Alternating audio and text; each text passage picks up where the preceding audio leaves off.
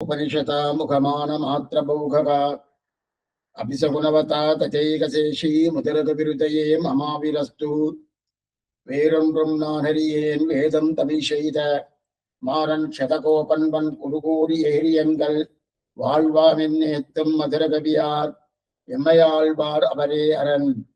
நன்மையால் மிக்க நான்மறையாளர்கள் உண்மையாக கருதுவர் ஆதலின் அன்னையாய் அத்தனாய் என்னை ஆண்டிடும் தன்மையாம் ஷடகோபனின் நம்பியே.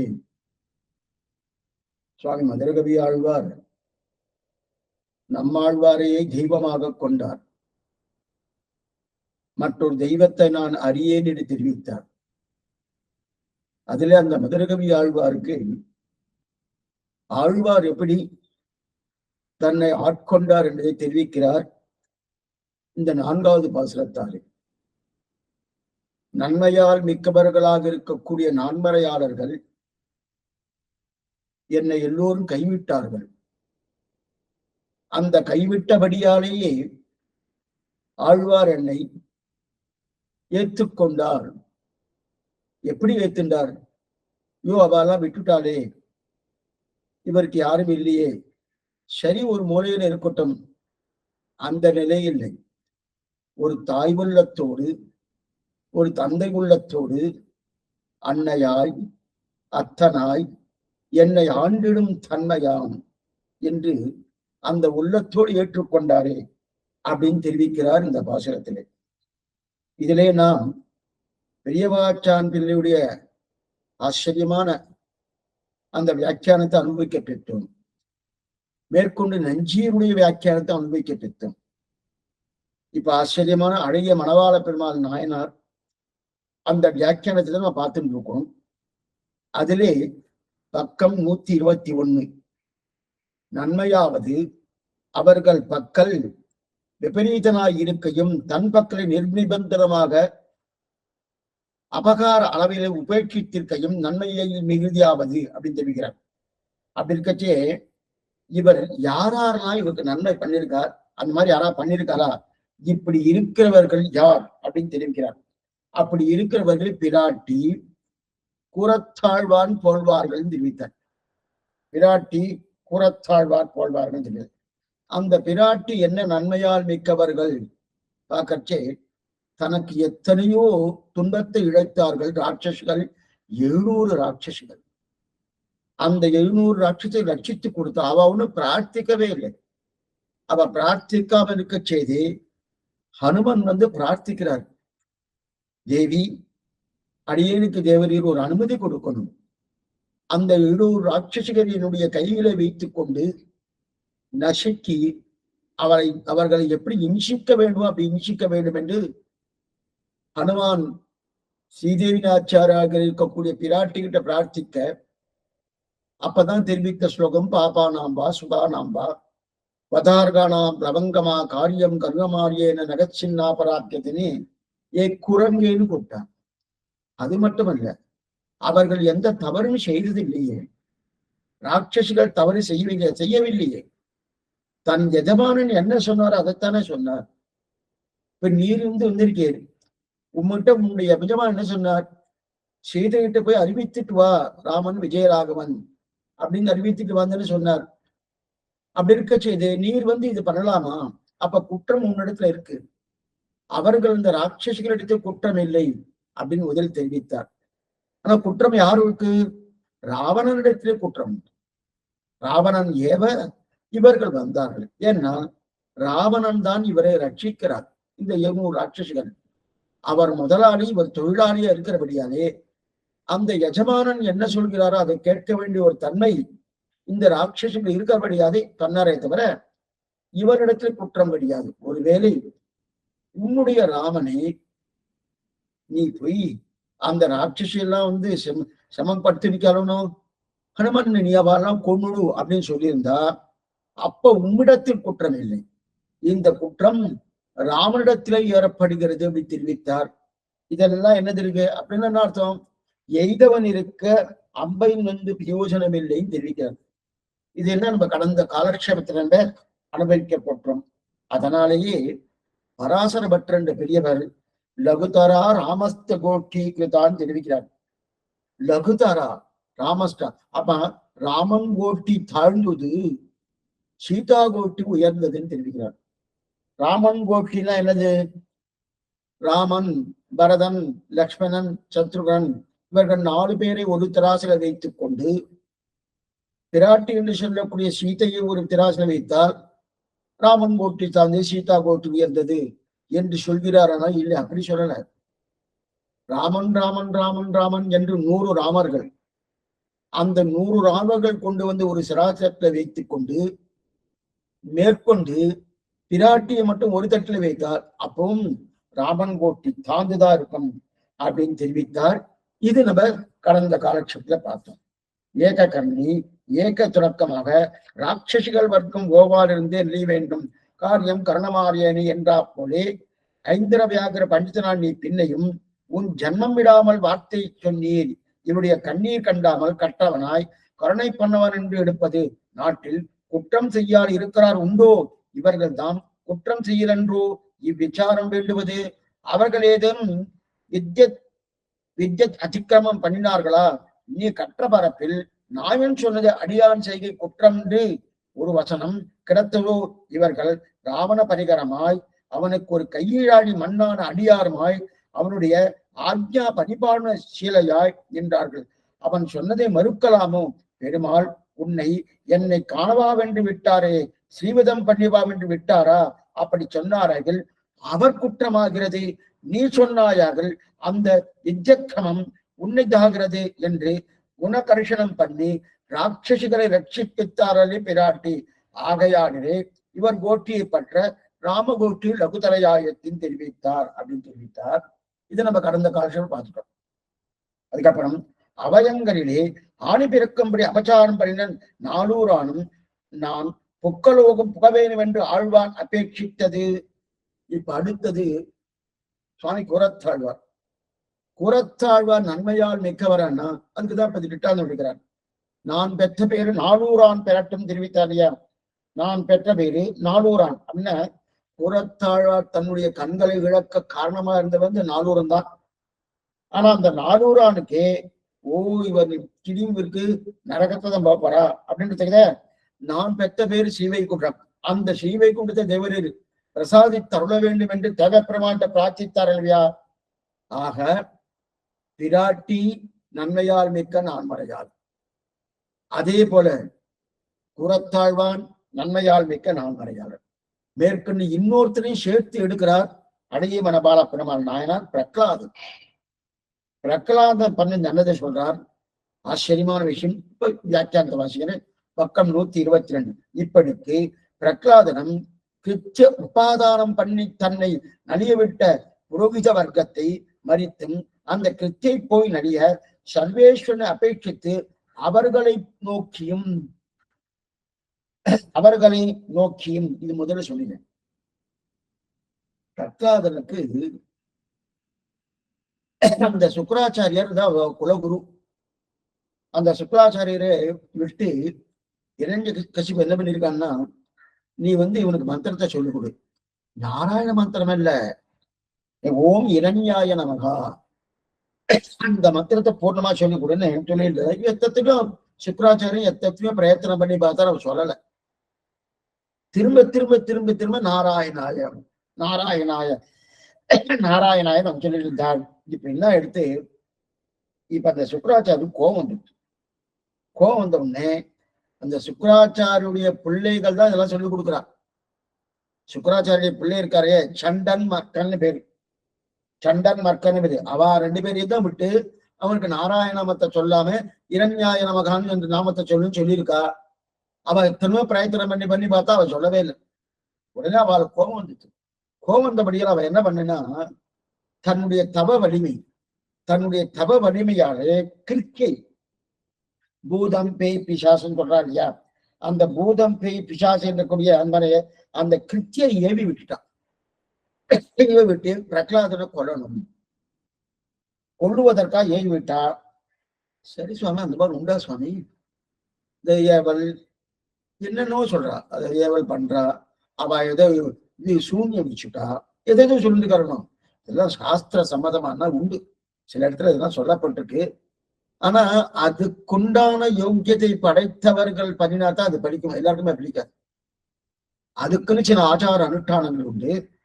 தீயது பண்ணணும்னாலும் அதுக்குண்டான ஒரு ஒரு நிலை வேணுமானோ. அப்படி ஒண்ணுமில்லை. நாளே தீவிரவாதி கோஷ்டின்னு இருக்கு, டெரரிஸ்ட். அவளுக்கு அந்த புத்தி வரணும்னா எத்தனையோ பயிற்சி கொடுக்குறார். சாமானிய பயிற்சியில எத்தனையோ பயிற்சி கொடுத்து அந்த நிலைக்கு அவ மனசை மாத்துறா. பிரெயின் வாஷ்ன்னு சொல்றா இல்லையா? அப்படின்னா மூளைச்சலவு அதெல்லாம் பண்ணி பண்ணி பண்ணி இவனுக்கு அவர் மாத்திரணும். அதே போல இங்க நமக்கு பில்லி சூன்யம் ஏவுதல் இதெல்லாம் இருக்கான்னு இருக்கு. ஆனா இது என்ன ஆகுதுன்னா, நாம பகவத் பக்தரா இருந்தா எப்படிப்பட்ட பில்லி சூன்யமா இருந்தா நம்ம அண்டவே வேண்டாது. நமக்கு அப்ப சக்தி அதிகமாயிடுது. சக்தி அதிகமாகுதுன்னா நம்முடைய நிலையான சக்தி இல்ல, பகவான் நமக்கு அந்த சக்தியை மனசுல கொடுத்துடுறாரு. கொடுத்தபடியால கிட்டக்கு அது வரவே வராது. அம்பரீஷ மகாராஜ விஷயத்தை இப்படிதான் ஆயிடுச்சு. நிர்மகரிஷி இப்படிதான் பண்ணார். அம்பரீஷ மகாராஜா அவரு பரம ஸ்ரீ வைஷ்ணவர். அவருக்கு இதே சக்கரத்தாழ்வார் அவருக்கு ரட்சித்து கொடுத்தது. எதுக்கு சொல்ல வந்தேன்னா, நாம பூர்ணமா நம்ம ஆச்சாரிய பிரதிபக்தியோடு இருந்தோம்னால், அது பகவத் பக்தியோடு இருந்தேன்னா இந்த பில்லியோ சூன்யமோ இதெல்லாம் ஒண்ணுமே பண்ணாது. அப்பனா அதுக்குதான் பிராய்ச்சித்தமா பண்ண அப்பதான் நமக்கு வம்பு வரும். அப்பதான் வம்பு வரும். அப்ப நமக்கு பலம் வந்துடுறது. அந்த பலத்தால என்ன வந்ததுன்னா, நாம சக்தி உடையவர்களாக இருக்கிறபடியாலே நம்ம எதுவும் நலிய செய்யாதது. ஆனா நலிய செய்யாம இருக்க செய்து அது என்ன பண்ணும்னா, அது எப்ப அது வந்துடுத்தோ யாரையாவது அடிக்கணும், எத்தையாவது பண்ணணும். அப்ப நம்ம கிட்ட அதோடைய திறமை பலிக்காம போயிடுது. பலிக்காம போனபடியாலே அந்த யாரை அனுப்பி வைத்தாலும் அவாள்கிட்டே போயிடும். இந்த ஏவினவாழ்கிட்டே திரும்ப போயிடும். இதான் ஜாகிரதையா இருக்கணும். அதுதான் ஏவாழ்கிட்ட திரும்ப போயிடும். இப்ப என்ன ஆயிடுச்சு? இப்ப ஏவினா யாரு? சண்டன் மர்க்கன். சுக்கராச்சாரியுடைய பிள்ளைகளாக இருக்கக்கூடிய சண்டன் மர்க்கன் பேர் ஏவி இருக்கா பிரகலாதன் மேலே அவரை கொள்ள வேண்டும் என்று. ஆனால் அது பிரகலாதன் கிட்டக்க வர என்ன பண்ணிட்டு சுதர்சனாழ்வார் கூடயே இருக்கார். சுதர்சனாழ்வார் கூடவே இருக்கார். அது என்ன பண்ணிட்டு இங்கிருந்து போயிடுத்து. போனதுக்கு அப்புறம் என்ன ஆயிடுத்து? நேர அவாட்ட சண்டன் மர்க்கனை போய் அவார நலியத்துக்காக தொடங்கியதுக்குன்னு இவருக்கு சக்கரத்தாழ்வார் கூடியே இருக்கிறபடியாலே சக்கரத்தாவோட கோபம் வந்துடுத்து. எதை பார்த்து? அந்த கிருத்தியை பார்த்து கோபம் வந்து ஓங்காரம் பண்ணிட்டு, அந்த ஓங்காரம் பண்ணின அந்த மாயா சகஸ்டம் என்று சொல்லக்கூடிய மாயைன்னா ஒரு கிருத்தி. அது அந்த மாயை என்ன பண்ணுது?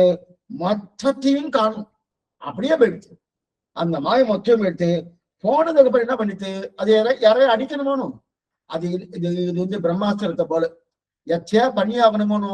அப்ப என்ன பண்ணுது? திரும்ப அந்த சண்டன் மர்க்கண்டு அவளை பிடிச்சுட்டு அவளை நடிக ஆரம்பிச்சுட்டு இப்ப அவ என்ன பண்ணாதுன்னா நேர பிரகலாதன் திருவடியை பிடிச்சிட்டு நீர்தான் ரட்சிக்கணும், நீர்தான் ரட்சிக்கணும், தெரியாதப்பட்டோம், நீதான் ரட்சிக்கணும் வந்து பிரகலாதனிடத்துல வந்து சண்டன் மர்க்கன் யாரு? சுக்கராச்சாருடைய 2 பிள்ளைகள் சண்டன் மர்க்கன். அவ வந்து பிரார்த்திக்க பிரகலாதன் அந்த சுதர்சன ஆழ்வாரத்துல பிரார்த்தித்து அவளை ரட்சித்தான்னு விஷ்ணு புராணத்தில் சரித்திரம் சொல்லப்படுகிறது. பராசர மகரிஷி விஷ்ணு புராணக்காரர் இந்த சரித்திரம் சொல்லுகிறார். அப்ப பிரகலாதன் சர்வேஸ்வரன பகவானையே பிரார்த்தித்து, ஓ இவாளை ஒண்ணும் பண்ணாது, சண்டன் மர்க்கன் எனக்கு ஆச்சாரியர்கள், அவள் ஒண்ணும் பண்ணாது அப்படின்னு சொல்லி சொன்னோன்னு பிரகலாதனை பிரார்த்தனைக்கு இங்க ஒண்ணும் பண்ணலையோனோ. அதைத்தான் இத மத்பிதஸ் தத்கிருதம் பாபம் தேவதஸ்ய பிரளயக்கிருதி. ஏ தேவனே, அடியேனுடைய தந்தை பிரகலாதன் பிரார்த்திக்கிறார். என்னென்ன பிரார்த்திக்கிறார்? ஏ தேவனே, அடியேனுடைய தந்தை என்ன பாவம் பண்ணாரோ அது அத்தனையும் தேவரீர் ரட்சித்தருள வேண்டும். என்னென்ன பாவம் பண்ணாரோ அது அத்தனையும் தேவரீர் ரட்சித்தருள வேண்டும் என்று அடியனை கடாட்சிக்க வேண்டும்னு எத்தனை குற்றம் பண்ணாலும் அந்த குற்றத்தை தேவரீர் தான் தந்தையாக இருந்து கொண்டு ரட்சிக்கணும்னு பிரார்த்திக்கிறார். அப்ப பிரார்த்தித்த உடனே என்ன ரட்சிக்கிற அது வேற விஷயம். ஆனா தன்னையே கொல்ல வந்த தன் மகன், பிரகலாதன் மகன், தன்னையே கொல்ல வந்தவனுக்கு ரட்சித்து கொடுத்தாரு பிரகலாதன். அப்ப பிரகலாதன் யாரு? நன்மையால் மிக்க நான்மறையாளர்கள். அப்ப இதன் தெரியுதா? அது இது 3 பார்க்கணும். ஒண்ணு பிராட்டி, மற்றொன்று ஒரு நிமிஷம். ஆக நன்மையால் மிக்க நான்மறையாளர்கள் என்று 3 பேர் எடுத்திருக்காரு அழகிய மணவாள பெருமாள் நாயனார். ஒண்ணு சீதா பிராட்டி, மற்றொன்னு குரத்தாழ்வார், இன்னொன்னு பிரகலாதன் எடுத்தார். அப்ப இந்த 3 பேர் என்ன பண்ணா, தனக்கே எத்தனை இடையூறுகள் இழைத்திருந்தாலும் அந்த இடையூறுகளை ஒன்றும் செய்து கொள்ளாமல் அவளை ரட்சித்தாரணும். அதனால அவர்கள் நன்மையால் மிக்க நான்மறையாளர்கள் அப்படின்னு தெரிவித்தார். அதுக்கப்புறம் பக்கம் 123 2ஆம் பத்தி புஸ்தகம் வச்சுருக்கா பார்க்கலாம். பக்கம் 123 2ஆம் பத்தி.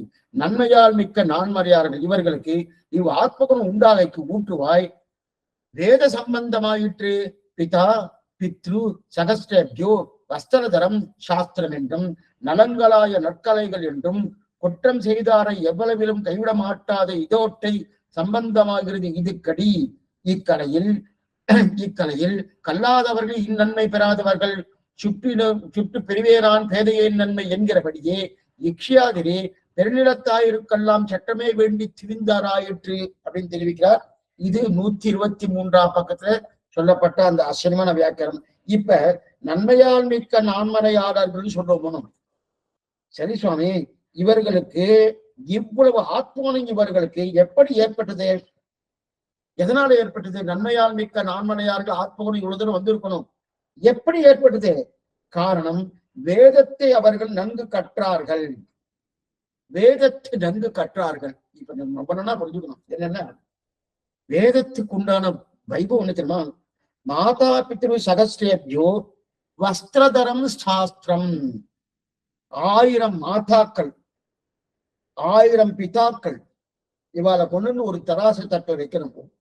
1000 மாதாக்கள் 1000 பிதாக்கள் ஒரு தராசு தட்டை வச்சுட்டு வேதமாகிற சாஸ்திரத்தை மற்றொரு தராசு தட்டில் வைத்தா வேதம் இன்னும் வஸ்தலையோடு இருக்குமா? அப்படின்னா வேதம் இன்னும் இந்த 1000 மாதா பிதாக்கள் என்ன பண்ணுவார்களோ அவர்களை காட்டிலும் மேம்பட்டதாக இருக்கக்கூடிய ஒரு வஸ்திரதரம்.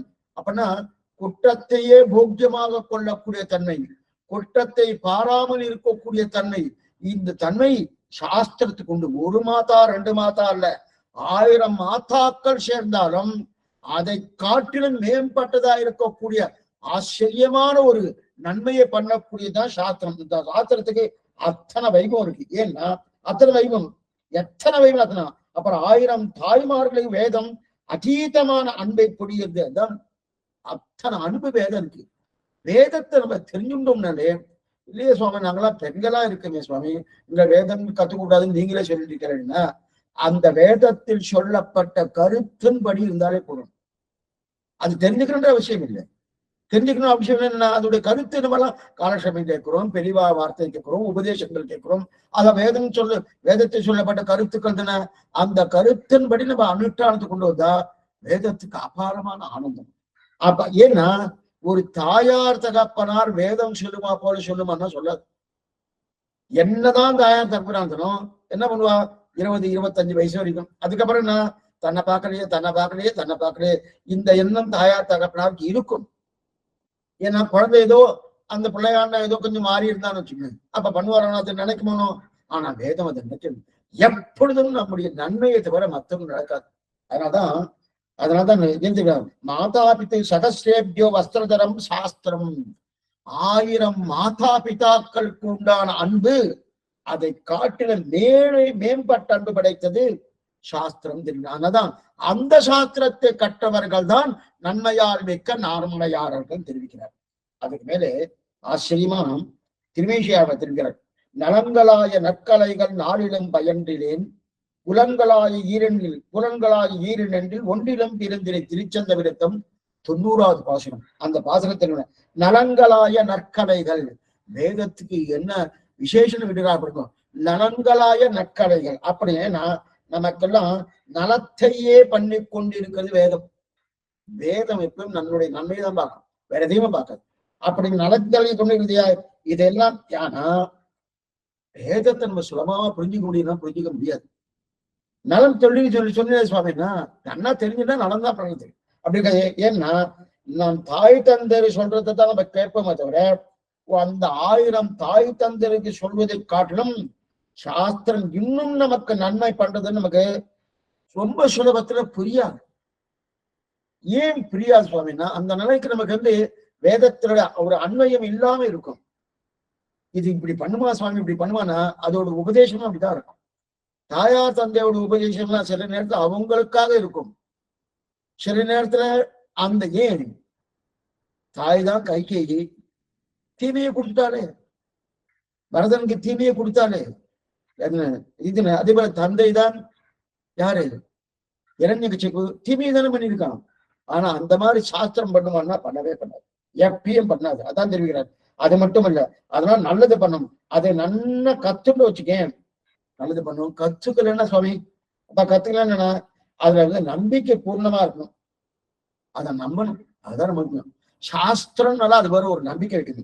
அப்ப அந்த நம்பிக்கை வைக்கணும்னோ அது மட்டும் இல்ல, அந்த சாஸ்திரம் குற்றல் செய்தவர்கள் விடவே விடாது. யாரெல்லாம் வேதத்தை படித்தார்களோ அவருக்கு நல்ல பண்பு வந்துடுறது. சுவாமி இவர் வேத விற்பனர், சதுஸ்ராத்திர வித்வான் அப்படின்ற இல்லையா சுவாமி, இவர் தீயவர் சதுஸ்ராத்திர வித்வான் பொருந்தா பொருந்தாது. இவர் வேத விற்பனர் தீயவர் பொருந்தா பொருந்தது. அதே இவர் தீயவர் சுவாமி வேத விற்பனரா இருக்காருன்னு சொல்லுவாருன்னா சொல்ல மாட்டார். வேதத்தை நன்னா கத்து நன்மையால் மிக்க நான்மறையாள்னா அவன் நல்ல பண்பு வருது. ஏன்னா குற்றம் செய்தவர்கள் யாரா இருந்தாலும் அவ கைவிட மாட்டான்.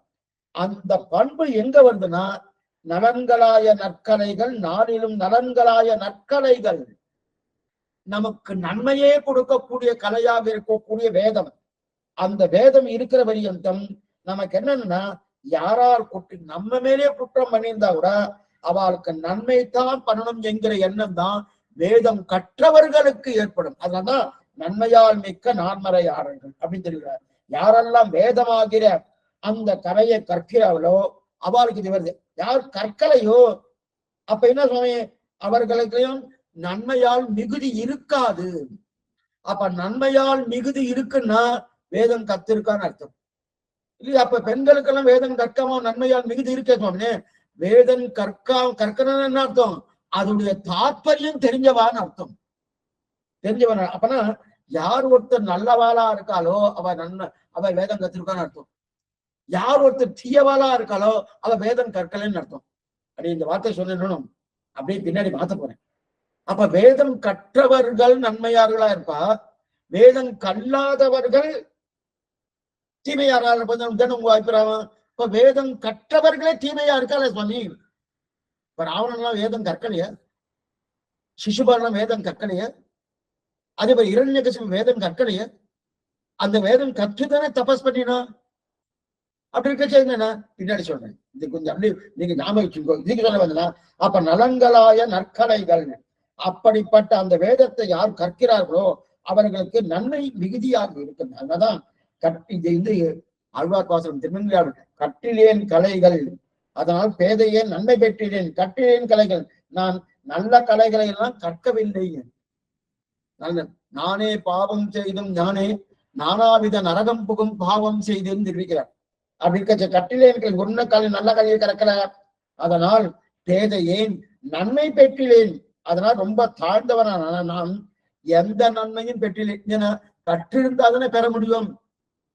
சாஸ்திரம் கற்கலையோ எனக்கு நன்மையே பெறல, அதான் தெரியும். அப்ப இவர்கள்லாம் கல்லாதவர் ஆகையாலே தானே பாருங்க. ஆனா கல்லாதவர்கள் ஆகையாலே இவளுக்கு அந்த நன்மை கிடைக்கல. ஆனா கல்லாதவர்களாக இருக்கக்கூடிய ராட்சசர்களிடத்திலேயே ராமன் தன்னுடைய வாத்சல்யத்தை காட்டினானோ, ஸ்ரீராமச்சந்திர பாத்திரமனோ காட்டினானோ, ஏன்னா விரோதிகளிடத்திலேயே தன்னுடைய வாத்சல்யத்தை பூர்ணமா காட்டினானோ.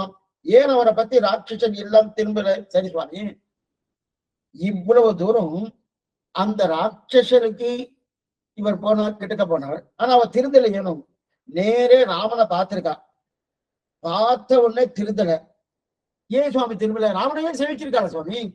நமக்கே தோணும் சுவாமி நாங்கெல்லாம் ராமன் நேரைய பிரத்யட்சமா சேவிச்சுதான் அப்பவே ஸ்ரீவேகிட்ட போயிருப்போம், கண்ணன் நேரடியா பிரத்யட்சமா சேவிச்சு அப்பயே ஸ்ரீவேகிட்ட போயிருப்போம். தெரியல, அப்ப போனதான் தெரியும். இப்ப இவெல்லாம் சேவிச்சிருக்காங்க, ராட்சசிகள்லாம் சேவிச்சிருக்கானோ. ஏன் சுவாமி போனா? வேதம் படிக்கல. வேதம் படிச்சிருந்தா ராமன் யாருன்னு தெரியும், அதுக்குண்டான அனுசரணை கிடைக்கும். வேதம் படிக்காதவர்களே வேதம் வாசிச்சாதான் நன்மை தெரியும், பாதிக்கலையே. அதனால அப்ப பெருமாள் திருவடி சரணம்னு சொன்னோம்னா வேதம் படிச்சிருக்கணுமோ, அது படிக்கலையே. அதனாலதான் அவளுக்கு என்ன, ராட்சசிகள்லாம் ராமனை நேரடியா சேவித்திருந்தாலும் அவளுக்கு நன்மை கிடைக்கல. இப்போ ஒன்று தெரிவிக்கிறார்கள். அதாவது இவ்விச்சாரம் வேண்டுவது அபயங்கள் ஹானி ஒரு ஒரு நிமிஷம் இதிலே பார்க்கணும். கல்லாதவர் இலங்கை கட்டடித்த காபுத்தனர்களால் ஓர் தெய்வம் யானிலேன் வல்லா தேவரை தேவரல்லா திருவில்லா தேவரை தேரேன் மின் தேவின்னு திருமேஷாழ்வார் பாசுரம். அவர் என்ன தெரிவிக்கிறார்னா, இலங்கை என்பது கல்லாதவர் இலங்கைன்னார். லங்கையில யாரும் கற்காதபடியால் அவ என்ன பண்ணா, நிறைய தீமையை பண்ணிட்டு இருந்தா. ஆனா கற்கலை அப்படின்னு சொன்னாருன்னா, இப்ப பெரியவாச்சன்ல இதுக்கு திருமேஷாழ்வார் பாசுரம் இது. அதை விசாரிக்கிறார். என்ன விசாரிக்கிறார்னா, அது என்னமா சுவாமி, கல்லாதவை இலங்கை சொன்னார் இல்லையா, யாரும் படித்தவர்கள் இல்லை, வேதம் கற்றவர்கள் இல்லை அப்படின்னு சொன்னார். உடனே ஒரு ஆட்சேபம் வந்துச்சு. என்ன ஆட்சேபம்னா, விபீஷணன் தானே சுவாமி, விபீஷன் படிச்சிருக்கானு, விபீஷன் தானே. அப்ப கல்லாதவர் இலங்கை கல்லாதவர் இலங்கைன்னு சொல்லலாமா? விபீஷன் அங்கதானே இருந்தான். எப்ப விபீஷன் அங்க இருந்தானோ அப்ப கற்றவர் இலங்கைன்னு சொல்லியிருக்கணும், கல்லாத விலங்கை சொல்லியிருக்கப்படாது. எதனால கல்லாதவர் இலங்கைன்னு சொல்லி திருமேஷாவத்தனா நல்ல பாட்டு சேர்த்து பார்க்கணும். எப்படி பாருங்கன்னா, கல்லாத இலங்கை கட்டடித்த காகுத்தன் அப்படின்னா விபீஷன் அங்கதான் இருந்தான்.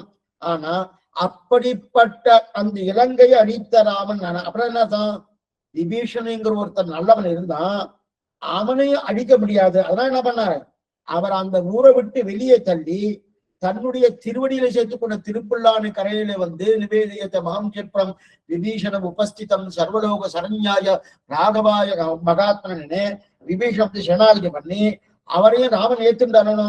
அதுக்கப்புறம் தான் அந்த இலங்கையை அழிச்சான். விபீஷணன் கற்றவன் தான், அதன் விபீஷன் நன்மையால் மிக்கவன் தான். ஆனா அந்த நன்மையால் மிக்கவன் ஆனபடியாலே என்னன்னா ராமன் திருவடியில் பத்தினார். அந்த நன்மையால் மிக்காதவர்கள் இல்லாத என்ன, நன்மையால் மிக்க நான்மறையாளர்கள் கற்காதபடியாலே அவள சமத்தப்பட்டாதான் அந்த இலங்கை அழிஞ்சதுன்னு சொன்னா. இது ஒரு வியாக்கியானம். இது ஒரு வியாக்கியானம், பெரியவாச்சன்ல வியாக்கியானம் இந்த திருமேஷாழ்வார் பாசுரத்துக்கு. கல்லாதவர் இலங்கை கட்டழித்த காகுத்த நல்லால் ஓர் தெய்வம் யானிலேன் கொல்லா தேவரை தேவரல்லா திருவில்லா தேவரை தேரேன் மின் தேவில். இந்த பாசுரம், இந்த பாசுரத்தை இது ஒண்ணு பெரியவாச்சனுடைய வியாக்கியானம் என்ன சுருக்கமா பார்த்துக்கோ. இதுக்கு இதே அழகிய மணவாள பெருமாள் நாயனார் வியாக்கியானம் உண்டு. அந்த வியாக்கியானம் என்னன்னா, வேதத்தை யாரெல்லாம் கட்டார்களோ அவர்களுக்கு எது பயன், எது பயன் சுமை, எது பயன் சுமை, வேதத்தை கத்திருக்கா சுவாமி, நல்ல சாஸ்திரம் நல்ல வாசிருக்கார், அவளுக்கு பயன் எதுன்னா, தனக்கே யாராவது அபச்சாரம் பண்ணா கூட அவர்களுக்கும் உபச்சாரம் பண்ணுவதுதான் வேதத்தின் கற்ற பயன். சாஸ்திரம் நன்னா ஒருத்தர் வாசிச்சிருக்கார் சுவாமி, ஆனா அவர் அட்டூழியம் பண்றாருன்னா வேதத்தை கத்தலைன்னு அர்த்தம். சாஸ்திரம் நன்னா வாசிச்சிருக்கா சுவாமி, தனக்கே யாரோ ஏதோ துன்பம் கொடுத்துருக்கா, அவளுக்கு நன்மையை விரும்புறா பாருங்கோ, நன்மையை பண்றா பாருங்கோ, அதுதான் ஒவ்வொரு வேதத்தை கத்திருக்கார், அதன் பயனை அப்படி தெரிவிக்கிறார். அப்ப வேதத்தை படிக்காதவருக்கு இது பயன்னா என்ன பண்ணுவோம், தம்மிடத்தில் நல்லது பண்ணவர்களையும் தீது பண்ணுவா. படிக்காதவளுக்கு, படிக்காதவன் என்ன பண்ணுவா, வேதம் படிக்கல சுவாமி ஆனா நமக்கு எவ்வளவு நன்மை பண்ணிட்டு இருப்பா, அவளுக்கு இருக்கட்டுமா சுவாமி, அவ பின்னாடிதான் மாறுவாளன்னு சொல்லிட்டு அவளுக்கே தீமை பண்ணுவான்.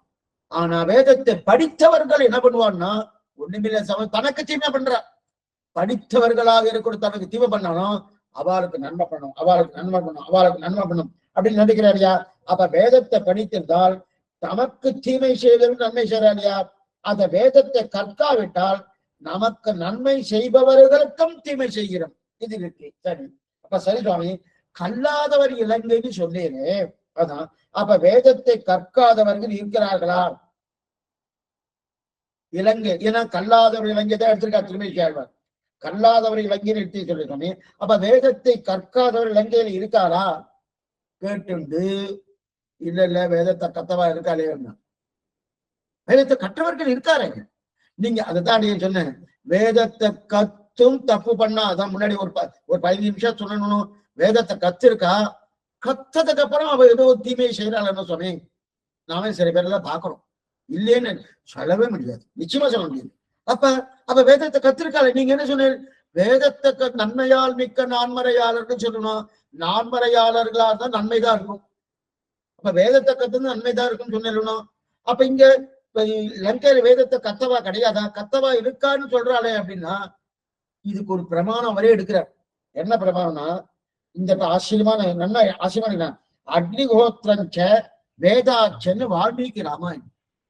அக்னிஹோத்திரஞ்ச வேதாச்சன்னு ஒரு வால்மீகி ராமன். என்னன்னா இங்கிருந்து ஹனுமான் அங்க போனணும் சீதையை தேடுறதுக்காக. சீதை அசோகனத்துல இருந்தா 10 மாசம் அங்க உட்கார்ந்து இருந்தா. ஹனுமான் இங்கிருந்து கிளம்பியாச்சு. கிளம்பி போய் அங்க எல்லாத்தையும் தேடிட்டு இருக்காரு. தேடிட்டு இருக்காச்சு.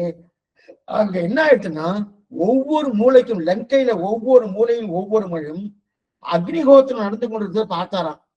அப்படின்னா வேதத்தை ஓதிட்டு இருக்காளாம். வேதம் நல்லா சேவிச்சுட்டு இருக்காளாம். அங்க எங்க லங்கையில ராவணனுடைய காலத்திலே. இன்னைக்கு இல்லையே சுவாமி. அதுக்கப்புறம் பௌத்த மதம் கொடுத்து எல்லாம் மாறி போயிட்டு அப்படி இருக்க செய்து அக்னிஹோத்திரங்கள் ரொம்ப நேரம் நடந்துட்டு இருக்கே. அப்ப வேதத்தை ஓடிட்டு இருக்காளே. நீங்க கல்லாதவர் இலங்கை கல்லாதவர் இலங்கைன்னு சொல்லிட்டு இருக்காளே. அங்க வால்மீகிரம் அக்னிஹோத்திரம் நடந்து இருக்கு, வேதம் ஓதப்பட்டிருக்கு. அந்த சொல்ல வார்த்தை அங்க இருக்கு. வால்மீகி ராமாயணத்துல வேதம் ஓதப்பட்டிருக்கு, அக்னிஹோத்திரம் நடந்திருக்கு, வேதம் ஓதப்பட்டிருக்குன்னு அந்த வார்த்தை அந்த வால்மீகி ராமாயணத்தை இருக்கும்போது கல்லாதவர் இலங்கை கல்லாதவர் இலங்கை, இலங்கையில யாருமே கற்களை ஒருத்தர் இருந்தால் அவரையும் வெளியே தள்ளிட்டார். யாரு? விபீஷணன் வெளில வந்தாச்சு அப்படின்னு சொல்லிடணும். அது என்னமா சுவாமின்னா கல்லாதவர் இலங்கை எழுதலாமன்னா இது அனுமான் சொல்றது இந்த வார்த்தையை அங்க பார்த்துட்டு வந்து ராமன்ட்டு இந்த வார்த்தை ஓ என்னவா அங்க வேதம்லாம் ஓதிட்டு இருக்கா, அக்னிஹோத்திரம் பண்ணிட்டு இருக்கா அப்படின்னு சொன்னு இப்ப கல்லாதவர் இலங்கைன்னு சொல்லலாமா அப்படின்னு கேட்டு இது கேள்வி. இப்ப இதுக்கு இதுதான் நான்மறை. அப்ப தன்னிடத்தில் இருக்கும் இதுல என்னன்னா மறைன்னு வந்துட்டு வரணும். நான்மறை. இப்ப வேதம் ஓதிட்டு இருக்கா, வேதம் ஓதிட்டு இருக்கா இல்லையா? அந்த வேதத்தை ஓதுபவர்கள், இது ரொம்ப முக்கியமானது, நாமே தெரிஞ்சுக்கணும். காலக்ஷேபம் கேட்கிறோம். கேட்கிறோம்னா நாம தெரிஞ்சுக்கணும். அனுஷ்டானத்தை கொண்டு வரணும், அது 2ஆம் பட்சம். தெரிஞ்சுக்கணும், உண்மையா தெரிஞ்சுக்கணும். நமக்கு இதனால ஆத்ம உஜ்ஜீவனம் கிடைக்க போறது பரிபூர்ணமான நம்பிக்கையோடு இதுல உட்கார்ந்து கேட்கணும். ஏதோ கேட்டா நன்மையா சுவாமி அதனால உட்கார்ந்துட்டு இருக்கேன், அதை என்ன பண்ணா அப்படி திருக்கி வச்சுட்டோம்னா அது பாட்டு சொல்றதெல்லாம் கேட்டுட்டு இருக்கோம், நான் பாட்டு என் காரியத்தை பண்ணிட்டு இருக்கலாமோ அப்படின்னு இருந்தா அது ஒரு நிலை. பக்கத்திலே உட்கார்ந்துட்டு உட்கார்றது மட்டும் எப்படி உட்கார்றது? அதுக்குண்டான ஆச்சார அனுஷ்டானம் என்ன? இந்த காலக்ஷேபம் கேட்கணும்னா சாமானியம் கேட்க முடியாது. அந்த தயையோடு அந்த ஒரு நிலையோடு கேட்கணுமோ அந்த மாதிரி கேட்டோம்னா அதுக்கு இது நம்பிக்கை இருக்குன்னு அர்த்தம். அப்ப என்ன பண்ணணும்னா அந்த கேட்ட விஷயத்தை நன்னா நம்ம மனசுல பதிகிற மாதிரி அந்த காலக்ஷேப நிலையை துண்டு கொடுத்துரும். பகவத் அனுகிரகம் பகவத் அனுகிரகம் ஆச்சார அனுகிரகம் பூர்ணமா வந்துடும். என்னமோ காலக்ஷேபமா கேட்கணுமா, கேட்டா நன்மைன்னு சொல்லிட்டு இருக்கா, கேட்டு இருக்கா அப்படின்னா ஒரு பிரயோஜனம் இல்லை. அதே போல இங்க கல்லாதவர் இலங்கைன்னு திருமீஷர் எதுக்கு சொன்னார்னா அப்ப வேதம் ஓதிட்டு தான் இருக்கா, வேதம் சொல்லிட்டு தான் இருக்கா, அக்னி ஓத்திரம் அந்த இலங்கையில நடந்துட்டு தான் இருக்கு. ஆனா இது நான்மறை இல்லையா? நான்மறையானபடியாலே இது என்ன பண்ணும்னா யாருக்கு அந்த மறை என்று சொல்லக்கூடிய அந்த சாஸ்திரத்தின் மேல் நம்பிக்கை வைத்துக் கொண்டு அதை ஸ்ரத்தையோடு சேவித்து ஸ்ரத்தையோடு தெரிந்து கொள்ளணும் என்கிற அபிப்பிராயம் யாருக்கு இருக்கோ அவளுக்கு பரிபூர்ணமா தன்னுடைய தன்மையை காட்டும். எது? வேதம் பரிபூர்ணமா தன் வேதத்தில் சொல்லப்பட்ட கருத்துக்கள் என்ன, தன்னுடைய நிலை என்ன அப்படின்னு பூர்ணமா காட்டும். இல்லையே சுவாமி ஏதோ கத்துண்டா ஏதோ நல்லதா நல்லா கிட்டக்கே இருக்கேன், ஏதோ சொல்லிட்டே இருக்கும், நான் கேட்டுட்டே இருக்கேன், ஆனா நான் வேற வேலையும் பார்த்துட்டு இருக்கேன் அப்படின்னு இருந்தாச்சுன்னு வச்சுக்கேன். அப்ப என்ன பண்ணுவோம், அதுக்கு பேரை பாருங்க மறைன்னு பேரு, மறைச்சு சொல்லும். அப்ப உண்மையான பொருளை அவளுக்கு காட்டி கொடுக்காது. யாருக்கு? வேதம் படிச்சுட்டு தான் இருக்கான், படிச்சுட்டு தான் இருக்கான், ஆனா அந்த உண்மையான பொருளை அவளுக்கு தெரியும்னா தெரியாது. நாமே பள்ளிக்கூடத்துல சில ஒரு வகுப்புல ஒரு 30 மாணவர்கள் இருக்கான்னு வச்சுக்கோங்க. அதுல யாரோ ஒரு 4 பேர் ரொம்ப நன்னா படிக்கிறா. என்ன சுவாமி காரணம்? வாத்தியார் எல்லாருக்கும் பொதுவாக சொல்லி கொடுக்கிறார். ஒரு அசிரத்தையா பார்க்கணும். இவாள் கவனம் எங்கேயும் இல்லை, அதுல அந்த மாதிரி நம்பிக்கை வச்சுக்கிறான். அதே போல இங்க இவ அங்க சொல்றாளே தவிர சொல்லிட்டு இருந்தானா விருப்பம் இல்லாம சொல்லா பிரயோஜனம் இல்லை. அதுல ஒரு விசுவாசம் இருக்கணும். அந்த விசுவாசம் இல்லாம இருந்துச்சுன்னா என்ன ஆகும் தெரியுமா? அந்த சாஸ்திரம் தன்னை மறைக்கிறது, அவளை மறைக்கிறது. இல்லையே சுவாமி, எனக்கு நேரடி நான் இதோட அர்த்தம் தான் சொல்றேனே சுவாமி, உட்கருத்து தெரியாது. இதுதான் ரொம்ப முக்கியம். நாம நினைச்சுட்டு இருக்கோம் இது சாஸ்திரத்துக்கு மட்டுமல்ல, 4000 திவ்ய பிரபந்தங்களும் இதேதான், ரகசிய கிரந்தங்களும் இதேதான், எந்த காலக்ஷேபமானாலும் இதேதான், எந்த உபன்யாசமா இருந்தாலும் இதேதான். முதல்ல அதுல ஒரு சிரத்தை இருக்கணும், ஒரு நம்பிக்கை வைக்கணும், மேற்கொண்டு தெரியணுமே ஒரு நம்ம கிட்டேயே ஒரு ஆர்ச்சி வரணும், ஒரு ஆர்வம் இருக்கணும். அந்த ஆர்வம் வந்தாதான் மேற்கொண்டு அதுவே நம்ம கிட்ட கொண்டு வந்து கொடுத்து, ஓ இது அர்த்தம் தெரிஞ்சுக்கோ, இது அர்த்தம் தெரிஞ்சுக்கோ அப்படின்னு அதுவே காண்பிது. இப்ப அவளுக்கு அவ சாஸ்திரம் வாசிக்கிறது ஏதோ ஒண்ணு பண்ணணும், தீமை பண்ணும், அந்த எண்ணத்துல தான் வாசிக்கிறான். அப்ப மேலெழுந்த மாதிரிதான் வாசிக்கிறான், உள்ளுரை பொருள் வாசிக்கிற, உட்கருத்து அவ பண்ணணுமோ, அந்த உட்கருத்துக்கு அவள் தெரிகின்ற உட்கருத்துல அவளுக்கு முதல்ல அந்த அபிப்பிராயமே இல்லையே. அதனால என்ன பண்ணுனா, அவர்களுக்கு உட்கருத்தை வேதம் சொல்லி கொடுக்காது, வேதம் சொல்லிக் கொடுக்காது. அதனால என்ன, நன்மையால் மிக்கவர்கள் அப்படின்னு நன்மையால் மிக்கவர்களாக அவ ஆக மாட்டா. எதனால் ஆக மாட்டா? வேதம் படிச்சிருக்கா, படிச்சாலும் அதுல உட்கருத்து தெரியலையே.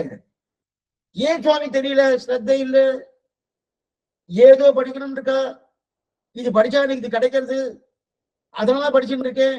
இப்ப ராவணனுக்கு சாஸ்திரம் தெரியாதான்னு நன்னாவே தெரியும், இரண்யகசிபு சாஸ்திரம் தெரியாதுன்னு நன்னாவே தெரியும், ராட்சசால அத்தனை பேருக்கும் சாஸ்திரம் நன்னாவே தெரியும். ஆனா அதை என்ன பண்ணா, தவறா பயன்படுத்துறாருன்னு. அப்ப அதோட உண்மை பொருள் இந்த சாஸ்திரம் காட்டியே கொடுக்காது. அந்த காட்டி கொடுக்காதபடியாலே கல்லாதவர் இலங்கை அப்படின்னு சொன்னார் திருமேஷாளர். புரியுதா? ஏன்னா வால்மீகி ராமத்தில் சொல்லப்பட்ட அக்னிகோத்திரம் அதே போல வேதாச்ச சொன்னதும் உண்மைதான். திருமேஷி ஆழ்வார் கல்லாதவர் இலங்கை சொன்னது ரெண்டுமே ஒண்ணுதான். அங்க வேதம் ஓடிந்துதான் இருக்கா, வேதம் போயிட்டுதான் இருக்கு, அக்னிகோத்திரம் நடந்துட்டுதான் இருக்கு. நடந்துட்டு இருந்தாலும் உள்ளுரை பொருள் அவளுக்கு தெரியல. ஏன் தெரியல? சிரத்தை இல்லை, அது மேல ஒரு பற்றுதல் இல்லை, ஆர்த்தி இல்லை, ஆர்வம் இல்லை. அதனால என்ன, வேதமே என்ன பண்ணுது, தன்னை மறைச்சிட்டு. அதனாலதான் வேதத்துக்கு மறையிலே பேரு. அந்த மறைச்சபடியாலே அது கிடையாது, கல்லாதவர்கள் தெரியுது. அதுக்கு மேல நன்மையால் மிக்க நான்மறையாளர்கள், நன்மையால் மிக்கவர்கள் நான்மறையாளர்கள். இதுக்கு இந்த ரெண்டு சப்தம் இருக்கணும். இந்த ரெண்டு சப்தத்துக்கு இதுக்கு ரெண்டு விதமான நிர்வாகம் சொல்றாரு, ஆச்சரியமான நிர்வாகம். நன்மையால் மிக்க நான்மறையாளர்கள்னா, ஒண்ணு நன்மையால் மிக்கவர்கள், மற்றொன்று நான்மறையார்கள். இது ரெண்டுமே தனித்தனி சொல் தான், இருந்தாலும் தனித்தனியா அர்த்தம் பண்றா பாருங்க. இன்னொன்னு நன்மையால் மிக்க நான்மறையாளர்கள் அப்படின்னா, அப்ப நான்மறை என்பதற்கு அடைமொழி எது? நன்மையால் மிக்க என்பது நான்மறை. என்ன பாருங்க, நான்மறை என்பதற்கு அடைமொழி எது? அடைமொழி நன்மையால் மிக்க. ரெண்டையும் பிரிச்சு பார்க்கணும். எப்படி பிரிச்சு பார்க்கணும்? முதல்ல நன்மையால் மிக்க நான்மறையாளர்கள் என்று தனித்தனியே கொண்டால் ஸ்ரோத்ரியம் பிரம்மனிஷ்டம், ஸ்ரோத்ரியம் பிரம்மனிஷ்டம்னு தெரிவிக்கிறார். இப்ப வியாக்கியானம் வாசிக்கிறேன். அதாவது நீ கட்ட பரப்பில் ஒரே விஷயம், நன்மையால் மிக்க நான்மறையாளர்கள் கல்லாதவர்கள் ஆகையாலே லங்காவாசிகிற ராட்சசுகள் குறிப்பூர்ண அசரா பெருமாளுடைய வெறுப்பு கொண்டது கல்லாத விலங்கு என்று கற்றவருக்கு பலம் அபகாரிகள் பக்கம் உபகாரம் பண்ணுகை. இது கல்லாதவருக்கு பலம், உபகாரங்கள் பக்கம் அபகாரம் பண்ணுகை. இதுதான் மறையாள துஷ்பிரகுதிகளுக்கு சுவார்த்தை போதிப்பீரே. இதெல்லாம் நம்ம பார்த்தோம். நன்மையால் மிக்க நான்மறைகள் என்கிற இரண்டாலும் ஸ்ரோத்ரியம் பிரம்மனிஷ்டம் என்கிற இரண்டையும் சொல்கிறதாயிற்று. அன்றைக்கு நன்மையால் மிக்க நான்மறை நித்தியதையாலும் நிர்தோஷத்தையாலும் அஜ்ஞரானவர்களுக்கு ஞாத்தவியங்களுடைய பிரமாணாந்தர நிரபேட்சமாக அறிவிக்குவதாகவும் வேதச்ச சர்வேகி அகமேவ வேத்யகா என்கிறபடியே சர்வாதிக வஸ்துவையே பிரதிபாதிக்கிறதாகையாலும் பிரமாணாந்தரம் காட்டிலும் பிராமான்ய செய்யால் அதிசயமான வேதார்த்த ஞானமுடைய மகாத்மாக்கள் என்னபடி. இதுல ஸ்ரோத்ரியம் பிரம்மனிட்டம் சொல்லி ரெண்டையும் சொல்லுகிறது. ஸ்ரோத்ரியம்னா என்ன, பிரம்மனிட்டம்னா என்ன? இப்ப புரியுதுக்காங்க. வேதத்தின் அர்த்தத்தை நல்லா கேட்டு இருப்பவன் ஸ்ரோத்ரிய. ஸ்ரோத்ரியம் காதால கேட்கிறான். வேதத்தின் அர்த்தத்தை நன்னா கேட்டு இருக்கும் ஸ்ரோத்ரியம். அது போறாது. அதுக்கப்புறம் பிரம்மனிஷ்டம் வேணும். அப்படின்னா என்ன அர்த்தம்? அந்த வேதத்தை கேட்டவன் பிரம்மத்தோடு உறுதியோடு இருக்கணும். பிரம்மத்தை பரிபூர்ணமா நம்பணும், உறுதியோடு இருக்கணும். அப்ப பிரம்மத்திட உறுதி இருந்துட்டா அவதான் நன்மையால் மிக்கவர்கள் ஆகிறாங்க. என்ன பண்ணுவோம்? வேதத்தை கேட்டுட்டேன் சுவாமி, அதோடு இருக்கப்படாது. வேதத்துல சொல்லப்பட்ட பிரம்மம், அந்த பிரம்மத்தோடு உறுதியோடு இருக்கணும். அந்த பிரம்மத்தோடு உறுதியோடு இருந்தா என்ன கிடைக்கிறது? நன்மையால் மிக்கவர்கள் ஆகிறார்கள். ஏன்னா பிரம்மத்தை எல்லா இடத்துலையும் பார்த்துடுறாங்க. சோ நன்னா கேட்டுட்டு அத நன்னா ஒரு நம்பிக்கை வந்துட்டு வச்சுக்கேன், எங்க பார்த்தாலும் அவர் பிரம்மம் தான் தெரியும், வேற எதுவும் தெரியாது. இதுதான் பிரகலாதன்ட்ட கேட்கிறார், எங்க இருக்கான் உன் விஷ்ணு, உங்க ஹரி எங்க இருக்கான் அப்படின்னு. இந்த இரண்யம் கேட்டு எங்க மூலம் கண்ணன், அதைத்தான் தெரியும். அப்ப அவருக்கு என்ன ஸ்ரோத்தியம் உண்டு, பிரம்மனிட்டம் உண்டு தெரியுது இல்லையா? அப்படி எல்லா இடத்துலும் பாக்குறானோ. அதனால சமதரிசனம். சமதரிசனம் யாரையும் குற்றம் இருக்கிறவா பார்க்க மாட்டான். எல்லாரும் தனக்கு நன்மை பண்றவா என்கிற எண்ணத்தோடு சமதரத்தோடு பாக்குறானோ. அதுதான் சமதமாதி பூர்த்தியா வந்துடும். யாருக்குள்ளயும் ஆத்மா இருக்கு, யாருக்குள்ளும் பகவான் இருக்கான். அதனால புரிஞ்சுக்கிறானோ. புரிஞ்சின்றபடியா என்ன சுவாமி, இவரும் பிரம்மம், இவரும் பிரம்மம், இவரும் பிரம்மம், இவரும் பிரம்மம். அப்ப எல்லாமே பிரம்மம்னு ஆயிடுச்சுன்னா அப்ப என்ன ஆகும்னா நமக்கு ஒரு பாகுபாடு பார்க்க தோணுமானா, ஓ பிரம்மமாச்சே அப்படின்னு. இந்த மாதிரி கணவன் மனைவிட்ட வந்துட்டுனா இந்த சிரமம், எந்த சிரமமும் இல்லை, இருக்கட்டும். அதான் திரும்பிக்கிறான். வித்யா வினய சம்பன்னே பிராமணே கவி அஸ்தினி சுரீசைக சுபாகேசா பண்டிதகா சமதரிசனகா. சமதரிதான் ஆச்சரியமா ஸ்லோகம். சமதரிசன கொள்கை வந்துடுறது அப்படின்னா எல்லாரையும் சமமாக பார்க்கக்கூடிய சமயம். யாருக்குள்ளும் ஆத்மா இருக்கான், இவருக்குள்ளயும் ஆத்மா, அவருக்குள்ளயும் ஆக்காது, எவருக்குள்ளயும் ஆத்மா தெரியும் இல்லையா? அப்படிப்பட்டவர் தான் யாரு? நன்மையால் மிக்கவர்கள். அப்ப ஸ்தோத்திரியம் நன்மை, ஸ்தோத்திரியம் நான்மறையாளர், பிரம்மனிட்டம் நன்மையால் மிக்கவர். இந்த அர்த்தம் வருவோம். நான்மறையாளர் நன்மையால் மிக்க. இப்ப நான்மறையாளர்னா கேட்கறது ஸ்தோத்திரியம், நன்மையால் மிக்கவன பிரம்மனிட்டம், அந்த பிரம்மத்தை கண் முன்னே பார்க்கக்கூடிய ஒரு தன்மையிலே அந்த அளவுக்கு சமதரிசனம் இருக்கக்கூடிய நன்மையால் மிக்கவன். அதனால்தான் நன்மையால் மிக்க நான்மறையாளர்கள் இருக்கு. இது சம்ஸ்கிருத பிரமாணம். அந்த சம்ஸ்கிருத பிரமாணம் கொஞ்சம் மாறி இருக்கு. எப்படி மாறி இருக்கு? ஸ்தோத்திரியம் பிரம்மனிஷ்டம், பிரம்மனிஷ்டம் ஸ்தோத்திரியம், ஸ்தோத்திரியம் பிரம்மனிஷ்டம். ஸ்தோத்திரியம் சொன்னா வேதத்தை தெரிஞ்சு கொண்டவன் அர்த்தம். பிரம்மனிஷ்டம்னு சொன்னா அதன்படி நன்மையால் மிக்கு இருப்பவர்கள் அர்த்தம். இது ரெண்டும் வந்துருக்கணும். அப்ப இது ஒரு பொருள், அடுத்த ஒரு பொருள். அப்ப வேதத்துக்கு நன்மையால் மிக்கு இருக்கின்ற பெருமையா? வேதத்துக்கு நன்மையால் மிக்கு இருக்குன்னு ஒரு பெருமையா? வேதத்துக்கு என்ன நன்மை சுவாமி? வேதம் கத்துண்டா நன்மை கிடைக்குது, நன்மை கிடைக்குது, நன்மை கிடைக்குதுன்னு சொல்லிட்டு இருக்கே. அப்புறம் என்ன இருக்கு வேதத்துல? ஒவ்வொன்னு எல்லாரும் ஜெயிக்கிறார்களோ. வேதத்துல நன்மை இருக்க? அப்படி என்ன நன்மை இருக்கு வேதத்துல? என்ன நன்மை? ரொம்ப முக்கியமானது இது. நம்முடைய சனாதன தர்மத்துக்கு இது ரொம்ப முக்கியம். முன்னாடி பார்த்தோம், 1000 தாய் தகப்பனர்கள் பண்ணாத காட்டாத ஒரு அன்பை வேதம் காட்டுகிறது அப்படின்னு பார்த்தோம்னு. அப்ப வேதத்துக்கு நன்மை இருக்குன்னு தானே அர்த்தம். வேதத்துக்கு என்ன நன்மை சுவாமி இருக்கு? என்ன நன்மை இருக்கு வேதத்துக்கு? நன்மை இருக்கு, நன்மை இருக்குன்னு சொல்றாரு. என்ன நன்மைன்னு? வேதம் நித்தியம். வேதம் அனந்தாவை வேதாகா பகுசாகைகள், 1 2 இல்ல, அனந்தாத வேததா. அப்பௌருஷேயம் நிச்சயமா இருக்கு, அப்பௌருஷேயமா இருக்கு. இந்த வேதத்துக்கு இருக்க பெருமை இருக்குமா? ஒரு மனுஷனுடைய வாயாலே பண்ணப்பட்டது கிடையாது. ஒரு மனுஷனுடைய வாயாலே இது வெளியில வந்ததுன்னு வேதத்துக்கு கிடையாது, அந்த குற்றம் கிடையாது. ஏன் சுவாமி ரொம்ப பெரிய ஒருத்தர் அவர் சொன்னா தப்பா வருமானா? ஆமா, ஏன்னா இன்னார் பண்ணாலே அவருக்குன்னு ஒரு நேரம் இருக்கும், அந்த நேரத்துக்கு உட்பட்டு தான் சொல்லணும். அவருக்கும் ஒரு ஸ்திதி இருக்கும், அந்த ஸ்திதிக்கு உட்பட்டு தான் சொல்லணும். அவருக்கும் சில உடம்பு உபாதைகள் இருக்கும், அதுக்கு உட்பட்டு தான் சொல்லணும். நிறைய நிர்பந்தங்கள் இருக்கு. அப்ப அந்த குற்றங்கள்லாம் இன்னாருடைய வார்த்தையால வந்துட்டுன்னா அந்த குற்றங்கள்லாம் தன்னிடையே கிடைக்கிறது. ஆனா வேதத்துக்கு அது இல்லையே. வேதத்தை அந்த தோஷம் எதுவுமே கிடையாது, எந்த குற்றம் கிடையாது, எந்த பிரமமும் கிடையாது. இதுவா அதுவா அதுவா அந்த பிரமே வேதத்துக்கு கிடையாது. ரெண்டாவது திருத்தி பேசாது. அப்ப இப்படி சொன்னாலே இப்படியே இப்படி சொல்லிட்டு இருக்கேன், மாத்தவே மாத்தாது. எப்போ ஒரே நிலையில பேசணும், திருத்தி பேசாது. ரெண்டாவது தப்பாவும் சொல்லாது.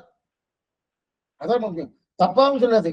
அன்றாவே இன்னொன்னு என்னன்னா, புரியறதுக்காக சொல்றேன். அடி இங்க பேசிட்டு இருக்கேன், உங்களோட பேசிட்டு இருக்கேன். இதே நான் வெளியில மேடையில போயிட்டேன் வச்சுக்கேன், இது உங்களுக்கு நமக்கு ஒரு அந்தரங்கமான கோட்டி. இந்த கோட்டில நம்ம சம்பிரதாயம் பத்தி நல்லா பேசலாம், ஒன்னும் சிரமமே இல்லாம ஆனந்தமா பேசலாம். இதே வாசல்ல வீதியில போயிட்டு ஒரு பெரிய மேடை போட்டிருக்கா, மேடை போட்டுட்டு அந்த இடத்துல அடி இந்த மாதிரி பேச முடியும்னா பேச முடியாது, கொஞ்சம் மாறுது இல்லையா? அப்ப மனுஷனுக்கு தகுந்தா போல மாத்துறேன், இடத்துக்கு தகுந்தா போல மாத்திட்டு இருக்கேன், அதே போல காலத்துக்கு தகுந்தா போல மாத்திட்டு இருக்கேன். இந்த நிலை வேதத்துக்கு உண்டானா எல்லாத்தையும் ஒரே மாதிரி இருக்கும். இந்த குற்றம் கிடையாது வேதத்துக்கு. இந்த குற்றம் ஒரு நிலையும் தெரியாது, எந்த தோஷமும் இல்லை. அது மாத்திரம் இல்ல, அறிவில்லாதவனுக்கு அறிவிக்க போகும் வேதம்.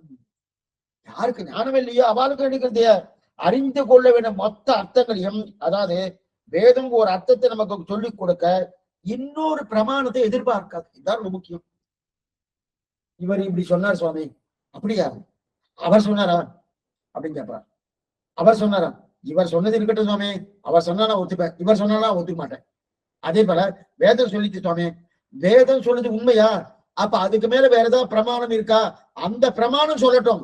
அதுக்கு போல வேதம் சொல்லுது நான் உண்மைன்னு ஒத்துக்கணும்னா, வேதத்துக்கு மேல பிரமாணமே கிடையாது. வேதத்துக்கு மேல பிரமாணமே கிடையாது. வேதம் இதுதான் மூல பிரமாணம்னு பேரு. அந்த மூல இதுக்கு இன்னொரு பிரமாணம் இதுக்கு உண்டான கிடையாது. இன்னொரு பிரமாணத்தை எதிர்பார்க்க. புரியத்துக்காக சொல்றேன், நீங்க அப்படியே எடுத்துக்கப்படாது. சுப்ரீம் கோர்ட்டுடைய தீர்ப்பு, அதுக்கு மேல மேல போக முடியும்னா போக முடியாது. இதோட மறந்துடும். ஏன்னா ஒரு எழுத்துக்காட்டு சொல்லணுன்றதுக்காக சொல்றேனே தவிர இது உண்மையா சுவாமினா அதுக்கு மேல என்னன்னோ இருக்கு. இருந்தாலும் நம்ம ஒரு நிலை வச்சுட்டு இருக்கோமோ, அதே போல வேதம் சொல்லித்தா அதுக்கு மேல ரெண்டாவது இதா இருக்கு. இல்ல சுவாமி வேதம் இப்படி சொல்லியிருக்கு, பகவான் இப்படி சொல்லியிருக்காருன்னா பகவான தள்ளி வேதம் தான் பிரதானம். ஏன் சுவாமி பௌத்த சாஸ்திரம் பகவான் தான் கொடுத்தாரு. கள்ள வேடத்தை கொண்டு போய் புறம்புக்கவாரும் கலந்த சுரரை உள்ளம் வேதம் செய்திட்டு உயிருண்டு உபாயங்களும் அதான் கொடுத்திருக்காரு. அப்ப அதுதானே சொல்லியிருக்காரு, எடுத்துக்கலாமான்னா சாஸ்திர விருத்தம். அப்ப வேதமே பிரமாணம். அதனாலதான் வேதம் தமிழ்செய்தம் ஆரன் நம்ம நித்தியம் சொல்றோம். வேதம் தமிழ்செய்தம் ஆரன் தெரிவிக்கிறோமா? அப்ப இன்னொரு பிரமாணத்தை அது எதிர்பார்க்காது. ரெண்டாவது பரமாத்மா பத்தி வேதம் அவன் தான் ஜெகத்காரன் தெரிவிக்கிறது. அப்ப அவரை பத்தி ஸ்தாபிக்க இன்னொரு பிரமாணம் தேவையில்லை. ஆனா சாமான்யமா லோகத்துல 3 பிரமாணங்கள் பிரதானமா எடுத்திருக்காங்க. கொஞ்சம் நீங்க ஒன்னும் சமம் இல்ல, விஷயத்த சொல்றேன், நிதானமா கேட்கணும். 3 பிரமாணங்கள் நம்ம ஏற்கனவே பார்த்திருக்கோம். யதீந்திரமத தீபிகால இதை நம்ம பார்த்திருக்கோம், நல்ல விபரமா பார்த்திருக்கோம். சுருக்கமா இப்ப சொல்றேன். லோகத்துல பிரமாணங்கள் 3: பிரத்யக்ஷ பிரமாணம், அனுமான பிரமாணம், சப்த பிரமாணம். இந்த 3மே பிரமாணம். ஆனா இந்த 3ல இருக்கத்தே பிரத்யக்ஷ பிரமாணம் ஒரு நிலை. பிரத்யக்ஷமா உங்களை எல்லாம் பார்த்துட்டு இருக்கோம், இது இல்லைன்னு சொல்ல முடியுமா? இல்லைன்னு சொல்ல முடியாது, பிரத்யக்ஷம் உண்மையே. அனுமானம், அனுமானம் என்பது அது பிரத்யக்ஷத்துக்கு உட்பட்டுதான் இருக்கணும். நான் ஒரு அனுமானிக்கிறேன்னாலே ஏற்கனவே நான் பிரத்யக்ஷத்தை பார்த்து இருந்தாதான் அனுமானிக்க முடியும். புரியத்துக்காக சொல்றேன். இப்ப பிரத்யக்ஷமா பார்க்கறது என்ன அர்த்தம்னா, தொடுவது, பார்ப்பது, முகர்வது, சுவைப்பது, பஞ்ச இந்திரியங்களுக்கு என்னென்ன இதுக்கு அதெல்லாம் பிரத்யக்ஷம். மூக்கால நம்ம வாசனையை பார்க்கணும், அதுவும் பிரத்யக்ஷம் தான். ஏதோ வாசனை நல்ல வாசனையா இருக்கு, மல்லிப்பூ வாசனையா இருக்குன்றமனோ அதுவும் பிரத்யக்ஷம் தான். அதே மாதிரி சுவைப்பது, நல்ல சக்கரபங்கள், திருவல்லிக்கேணி சக்கரபங்கள் என்னமா போக்கியமா இருக்கு அப்படின்ற இல்லையா, அதுவும் சொல்லுது. முகர்வது, திருத்துழாய் வாசனை, நாட்ட துழாய் உடைனார், இதெல்லாம் பிரத்யக்ஷ பிரமாணம், நல்லா தெரியாது. அடுத்து அனுமானம். அனுமானம்னா அது பிரத்யக்ஷத்தை சார்ந்துதான் இருக்கும். பர்வத்தோ அங்கிமான் தூமாதுன்னு இது சாஸ்திரமே சொல்றது. அப்படின்னா பெரிய மலை, நீங்க பத்ரி போற வழியிலலாம் அந்த மலையில அங்கங்க புகை வந்துட்டே இருக்கும், அங்கங்க புகை இதுவே எரிஞ்சுட்டு இருக்கும், புகை வந்துட்டே இருக்கும். அங்க பெரிய மலையில புகை வந்துட்டே இருக்கு. உடனே ஒருத்தர் சொன்னார், மாமி நெருப்பு இருக்கு அப்படின்னாரு. நெருப்பை பார்த்தா என்ன? பார்க்கலையா? பார்க்காம எப்படி நெருப்பு இருக்குங்கிற அனுமானம். எப்படி அனுமானா புகை இருந்தா நெருப்பு இருக்குன்னு நான் நெருப்பு இருந்தா தான் புகை வரும். எங்க பார்த்திருக்கேன்? ஏற்கனவே நான் தலிக ரூம்ல பார்த்திருக்கேன். அங்க நெருப்பு இருக்கிறபடியால புகை வந்துட்டு, அதே போல இங்கேயும் புகை வந்துட்டு இருக்கு. அப்ப நெருப்பு இருந்து ஆகணும். இது அனுமானம். இந்த அனுமானம். அப்ப அனுமானத்தை ஸ்தாபிக்க பிரத்யக்ஷம் வேணும். பிரத்யக்ஷம் டைரக்டா நம்ம ஸ்தாபிக்கணும். ஆனா இந்த சப்த பிரமாணம் என்று சொல்லக்கூடிய இந்த வேதம் என்பது இது எதையுமே எதிர்பார்க்கும். எத்தையும் எதிர்பார்க்கும். பிரத்யக்ஷ பிரமாணம் இந்த இன்னொன்னு பாருங்க. பிரத்யக்ஷ பிரமாணம் அனுமானத்தை எதிர்பார்க்கும். அனுமானம் பிரத்யக்ஷத்தை எதிர்பார்க்கும்.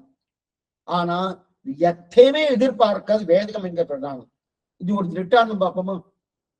திருட்டாந்தம் பார்க்குதுன்னா ஏற்கனவே பார்த்த விஷயம்தான் மறுபடியும் சொல்றேன். இப்ப பிரத்யட்சமா ஒரு விளக்கு ஏற்றிருக்கும். பெருமாள் விளக்கு ஏற்றிருக்கோம். சாயங்காலம் விளக்கு ஏற்றமே விளக்கு ஏற்றிக்கும். விளக்கு ஏற்றி பெருமை எரிஞ்சுட்டே இருக்கு. ஒரு சுவாமி வந்தார் 1 மணி நேரம் கழிச்சு. சுவாமி, ஒரே விளக்கு ஒரே நெருப்பு எரிஞ்சுட்டே இருக்கு. ஒரே விளக்கு ஒரே நெருப்பு எரிஞ்சுட்டே இருக்குன்னு சொன்னார். சொன்னாரணும். பக்கத்துல இருக்க சொன்னார், சுவாமி ஒரே நெருப்பு இல்ல, அது வெவ்வேறு நெருப்பு அப்படின்னு. அது என்னமா சுவாமி வெவ்வேறு நெருப்புன்னு சொல்லிட்டு இருக்காரு? ஒரே நெருப்பு தானே, பாருங்க, கண்ணை வச்சு பாருங்க, நெருப்பு மாறுறதா? மாறவே இல்லையனோ. அப்ப ஒரே நெருப்பு தானே அப்படின்னாரு. ஒரே நெருப்பு இல்ல, வெவ்வேறு நெருப்புன்னாரு. பிரத்யட்சமா பார்த்தா ஒரே நெருப்பு தெரியாது. ஆனா இன்னொரு சுவாமி வெவ்வேறு நெருப்புன்றாரு. அது எதனால சொல்றாருன்னா அனுமானத்தால சொல்றாரு. என்ன அனுமானம்னா, திரி குறைஞ்சுட்டே வருது, நெய் குறைஞ்சுட்டே வருது. நெய்யும் திரியும் குறைய அப்ப திரி அடுத்து அடுத்து அடுத்து எடுத்துட்டு அந்த தீயை கொடுத்துட்டு போறதும் அப்ப ஒரே நெருப்பா இருக்க முடியாது. அதே நெய்யும் குறையறதும் இருக்க முடியாதுன்னு. அப்ப பிரத்யட்சமா நான் ஒரே நெருப்புன்னு சொல்றேன். பிரத்யட்சம் ஒரே நெருப்புன்னு சொல்றேன். அனுமானத்தால அந்த பிரத்யட்சம் பாதிக்கிறது. அது ஒரு நெருப்பு இல்ல, அது வெவ்வேறு நெருப்பு தான் சொல்லி அனுமானித்தபடியால அந்த பிரத்யட்சத்தை பாதிக்கிறது எது? இந்த சாமக்கிரியன்னு பேரு. அப்ப சாமக்கிரி என்னன்னா, ஆனா அப்ப எனக்கு தெரியலையே சுவாமி, எனக்கு ஒரே நெருப்பு தான் தெரியுதுன்னா, அந்த அடுத்த நெருப்புக்கு போகக்கூடிய அந்த நிலையை நம் கண் கொண்டு பார்க்கக்கூடிய சக்தி நம்ம கண்ணுக்கு இல்லை. கண்ணுக்கு இல்லாதபடியாலே அது ஒரே நெருப்புன்னு சொல்ல முடியாது. அது அடுத்த நிலைக்கு போறது. அடுத்த நிலைக்கு போறது நம் கண்டு அந்த அதுக்கு சாமக்கிரியன்னு பேரு. அது சாமக்கிரியன்னு. அப்ப பிரத்யட்சமா பார்த்தா கூட அது ஒரே நெருப்புன்னு சொன்னா கூட அது மாறுறது நம் கண்ணுக்கு தெரியல. அந்த சக்தி நம்மகிட்ட இல்லை. அதனால நமக்கு ஒரே நெருப்பு சொல்றோம். ஆனா அனுமானத்தை பார்க்கறச்சே ஒரு நெருப்பு கிடையாது, மாறி மாறி. ஏன்னா திரி குறைஞ்சிருக்கு, நெய்யும் குறைஞ்சிருக்குன்னு சொன்னேன். தெரியுதா? இப்ப அதே போல காவேரியில ஜலம் ஓடுறது. காவேரியில ஜலம் ஓடிட்டு இருக்கு. ஒரே ஜலமா? ஒரே ஜலம் கிடையாது. வெவ்வேறு தீர்த்தம் வந்துட்டே இருக்கு. ஒண்ணு இல்ல, 2 இல்ல, வந்துட்டே இருக்கு. அதனால என்ன இருந்தது?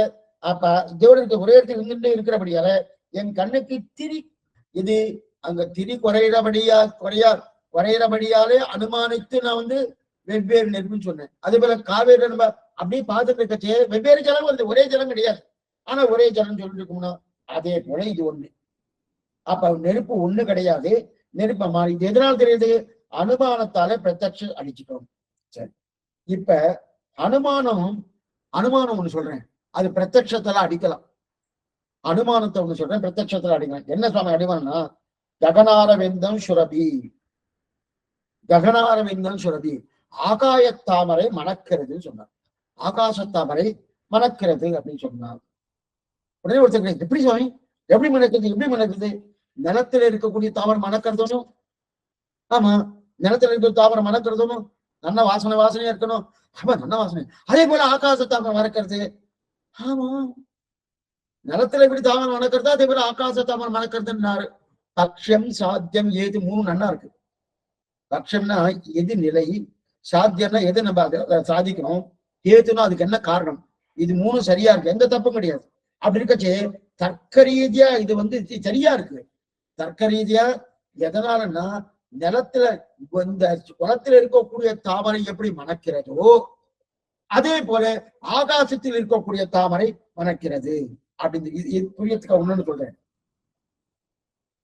சொல்றேன்.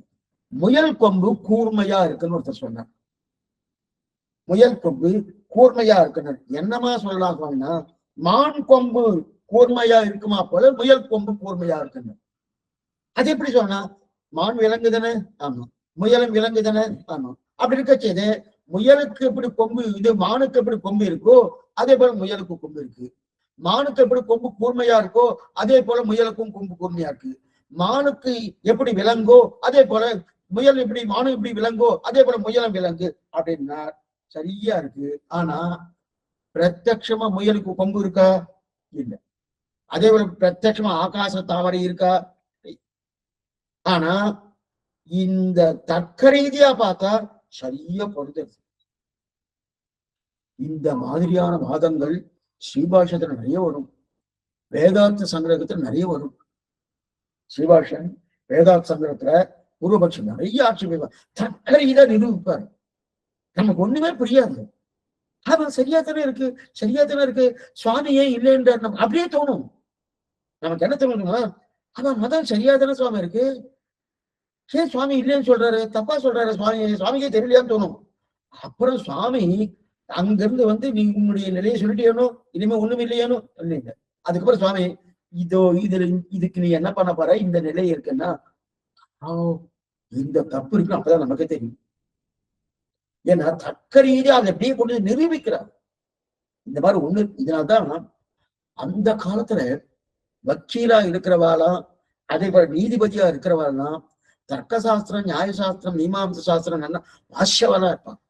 உண்மையே பேசுவா, பொய் பேச மாட்டான். ஆனா இன்னைக்கு வக்கீல்னாலே என்னன்னு உங்களுக்கே தெரியும். இதுக்கு சொல்ல வந்தேன்னா அந்த மாதிரி இருக்கு இல்லையா? அதனால இப்ப பிரத்யட்சத்தாலே அனுமானத்தை அடிக்கிறோம், அனுமானத்தாலே பிரத்யட்சம் அடிக்கிறோம். அனுமானம் என்ன பண்ணினோம்? ஆகாசத்தாமரைன்னு சொன்னோம், அனுமானத்தை சொன்னோம். ஆனா ஆகாசம் பிரத்யட்சமா கிடையாது, பிரத்யட்சத்தால அடிபட்டு கொடுத்து. அதே பிரத்யட்சம் இது பண்ணோம், ஒரே நெருப்புன்னு சொன்னோம், விளக்குல திரியது ஒரே நெருப்புன்னு சொன்னோம். ஒரே நெருப்பா இல்லையே. அனுமானத்தால என்ன பண்ணோம்? ஒரு நெருப்பு இல்லையே, திரி குறைஞ்சிருக்கு, நெய் குறைஞ்சிருக்கு, அது வெவ்வேறு நெருப்புன்னு சொன்னோம்.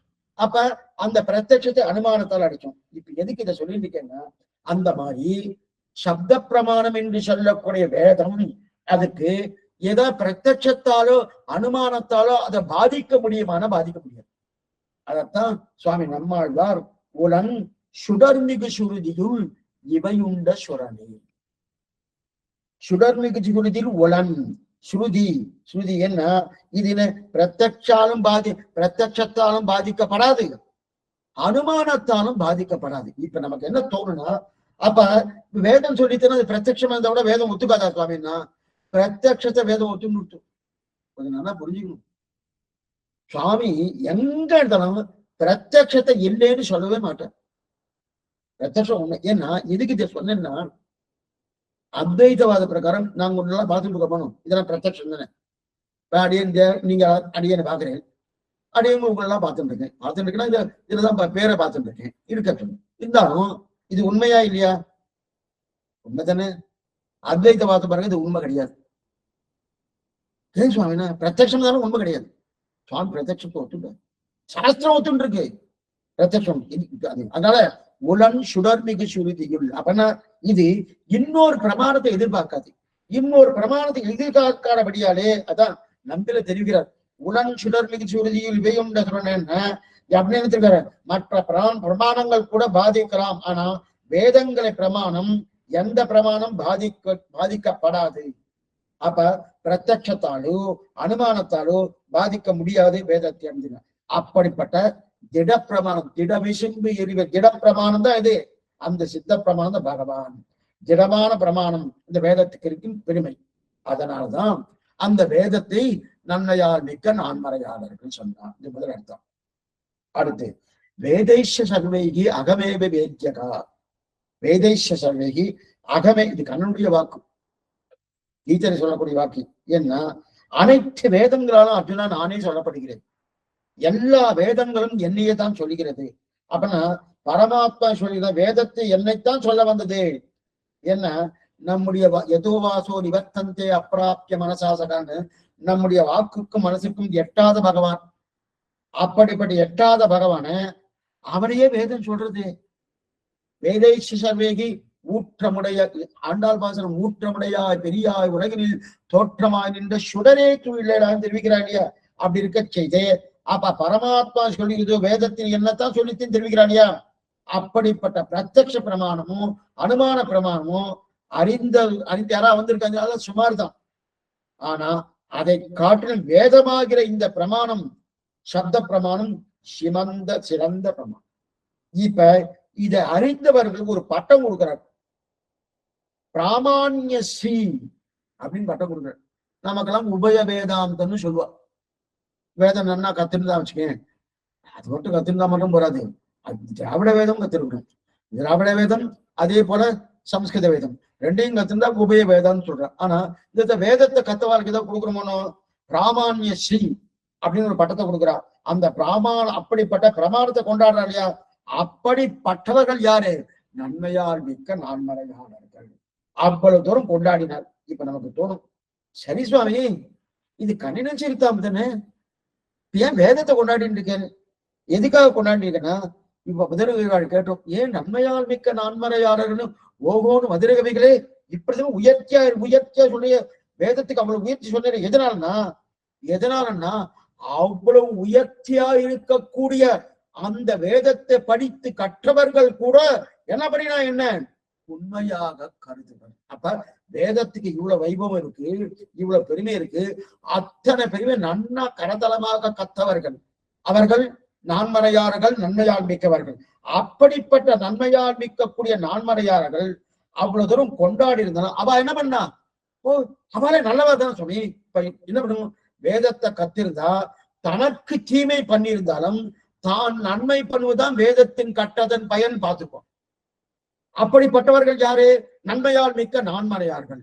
அப்படிப்பட்டவர்கள் கூட மதுரகவி ஆழ்வாட்டை வந்து உண்மையாக கருதுவர்.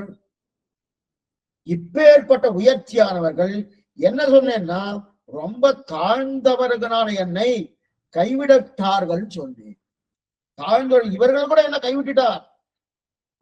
அப்ப அவர்களாலே நான் கைவிடப்பட்டிருக்கேன்னா அப்ப நான் எவ்வளவு தாழ்ந்தவனா இருக்க வேண்டும் நீங்க நினைச்சு பாருங்கன்னு தெரிவிக்கிறார் மதுரகவி ஆழ்வார். வேதம் என்ன சொல்றது? ரொம்ப தாழ்ந்தவன், ரொம்ப தீயவன், தனக்கு தீமை ஏற்படுத்தி கொடுத்தா கூட அவனுக்கு நன்மை பண்ணணும் சொல்லியிருக்கு. அப்படிப்பட்ட உயர்ந்தவர்கள் நன்மையால் மிக்க நான்மறையாளர்கள். அவ மதுரகவியர் தாராளமா எடுத்துட்டு இருக்கலாம். ஆனா மதுரகவிய அங்கீகாரம் பண்ணல. அவரை என்ன பண்ணா, மதுரகவியாழ்வார் தள்ளிட்டார். உண்மையாக கருதுவர் அப்படின்னா ஏன் பண்ணினான்னா, அவ்வளவு தாழ்ந்தவரா மதுரகவி உண்மையாக கருதுவர்.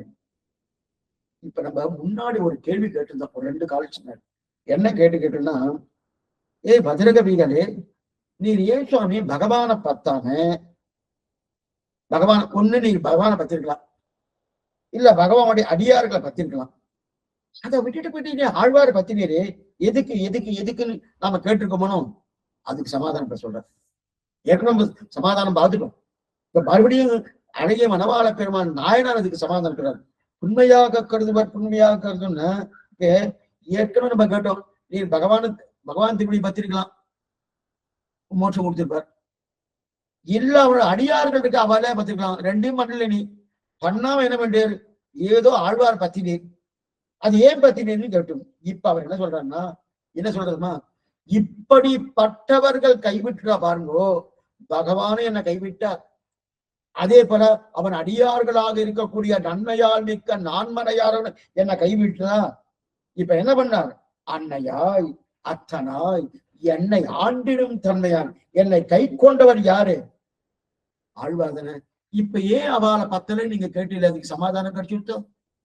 அவ கைவிட்டாரு, அடியார்களும் கைவிட்டா, பகவானும் கைவிட்டா. அவ்வளவு தாழ்ந்தவன் மதுரகவியாழ்வார் அப்படின்னு கைவிட்டுட்டா. அப்ப நன்மையால் மிக்க நான்மறையார்கள் கைவிட்டபடியாலே அப்ப என்ன பண்ணார் ஆழ்வார்? அதனால அவகிட்ட போக முடியல. அவள் தான் விட்டுட்டாள். விட்டவன அவள்கிட்ட போக முடியுமா? போனாலும் பிரயோஜனம் இல்லை. அவதான் கைவிட்டுட்டாள். போனா கூட எப்பயாச்சு அப்படின்னு சொல்லி அனுப்பிச்சுடுவா. நான் என்ன பண்றது? ஆழ்வாரை ஏற்றுட்டார். இப்ப இவர் என்ன ஆயிட்டார்னா, நன்மையால் மிக்க நான்மறையாளர்களிலே தலைவர் ஆயிட்டார் ஆழ்வார். நன்மையால் மிக்க நான்மறையாளர்கள் ஏற்கனவே மதுரகவி ஆழ்வார் தள்ளியாச்சு. ஆனா இப்ப ஆழ்வார் ஏற்றுட்டாரணும், நம்மாழ்வார் மதுரகவி ஏற்றுட்டாரணும். இப்ப இவர் யாரு? நன்மையால் மிக்க நான்மறையாளர்கள் தலைவர். அவர்கள் ஏதும் அறியாதவனும் சிறந்து நிற்கும் ஆழ்வார் என்னை கை கொண்டார். அப்ப கை கொண்டார். அப்ப எதனால கை கொண்டார்? புண்மையாக கருதுவர் அப்படின்னு அந்த இடத்துல பாருங்க, புண்மையாக பேசுவர் அப்படின்னு சொல்லியிருக்கலாம். உண்மையாக கருதுவர், உண்மையாக கருதுவர் சொல்லணும். நல்லா பாருங்க, இந்த இடத்துல மதுரகவிகளை பார்த்தா எப்படி இருக்குன்னா, இப்ப நம்ம ஏற்கனவே 3 பிரமாணம் எடுத்துப்போம். சீதையை பத்தி, ஆண்டாளை பத்தி, பிரகலாதனை பத்தி, கூரத்தாளை பத்தி இவெல்லாம் சொன்னார் இல்லையா? இவெல்லாம் எப்படி நினைப்பான்னா உண்மையா நினைப்பாங்க. அவெல்லாம் யாரு? நன்மையால் மிக்க நான்மறையாளர்கள் தானே. சீதா பிராட்டி எடுத்தார், என்ன எடுத்தார்? அவளுக்கு ராட்சசனுக்கே நன்மை பண்ணியிருக்கான். அதான் நன்மையால் மிக்க நான்மறையாளர்கள். அதுவே ஆண்டாள் உண்ணாத வாழ்வான வைகுந்தவான் போகந்தன்னை பண்ணினான். அதுக்கு இப்ப பார்த்திருக்கோம். அது 2 விதமா பார்த்திருக்கோம். ஆண்டாள் பூமி பிராட்டி நன்மை பண்ணியிருக்கான்னு பார்த்திருக்கோம். ஆண்டாள் என்று குரத்தாண்டாள், குரத்தாழ்வாடு தர்மபத்தினி குரத்தாழ்வார். அந்த குரத்தாண்டாள சொன்னதால் என்ன, சுவாமி எம்பெருமானார் காலத்துக்கு அப்புறம் அந்த பீடத்தை அலங்கரிப்பதற்குண்டான ஒரு நிலை இல்லாம அதெல்லாம் பூர்ணமா அந்த கைங்கரியை பூர்த்தியா பண்ணது ஆண்டாள், குரத்தாண்டாள் தான் பண்ணார். அதனால நன்மையால் மிக்க நான்மறையால் அப்படின்னு சொல்லலாம் சொன்னார். பிரகலாதன் இப்பதான் பார்த்தோம், சண்டான் இருக்காங்க. அதே போல கூரத்தாழ்வார் நான் பெற்ற பேர் 400 ஆண்டு இதெல்லாம் தெரியுது. இவெல்லாம் புண்மை என்று நினைப்பார். ஏன்னா இவெல்லாம் என்ன பண்ணுவான்னா புண்மையாக கருதுவர். இவெல்லாம் வாயை திறந்து மதுரகவியாழ்வாரா மோசன் சுவாமி, மோசன் சுவாமி, மோசன் சுவாமி அப்படின்னு சொல்லுவாருன்னா சொல்ல மாட்டாலாம், சொல்ல மாட்டாலாம். ரொம்ப பெரியவாலாம் என்ன பண்ணுவான்னா, பெரியவாள்லாம் வெளியில போக விட மாட்டான். எந்த வார்த்தையும் வெளியில போக மாட்டான். போகக்கூடாது அப்படின்னா நினைக்கிறேன், என்ன நினைக்கிறேன், இவரா சுவாமி அப்படின்னு அவ மனசுல நினைச்சுப்பா. பக்கத்துல இருக்க சுவாமி கிட்ட சொல்ல மாட்டா, மனசுல நினைக்கிறா. அதனால இவ பண்ணா அவ்வளவு நல்லவா அவன். இவன் குற்றமுடையவன், இவன் குற்றவாளி என்கிற ராமனை நன்னா சொல்லு. குற்றவாளி இல்லைன்னாலும் இவர் குற்றமுடைந்தவர் சுவாமி, இவர் தாழ்ந்தவர் சுவாமி அப்படின்னு ஒவ்வொருத்தரும் எப்படி பிரச்சாரம் பண்ணுமோ பிரச்சாரம் பண்ணிட்டே இருக்கும். இவன் நன்னவ தெரியுது, குற்றமுடையவர் தாழ்ந்தவர் தெரியுது. தெரிஞ்சா கூட பக்கத்துல யார்ட்டா சொல்லுவாருன்னா மனசுல நினைச்சுட்டு போயிடுவான். அதனால்தான் உண்மையாக கருதுவர்ன சொல்லல. எவ்வளவு நல்லவா பண்ணும். அப்படிப்பட்ட நல்லவாளாலே கைவிடப்பட்ட நான். அப்ப உண்மையாக கருதுவர் அப்படின்னா என்றால் அப்ப இன்னொரு பெருமை நம்மாழ்வார் பாருங்க.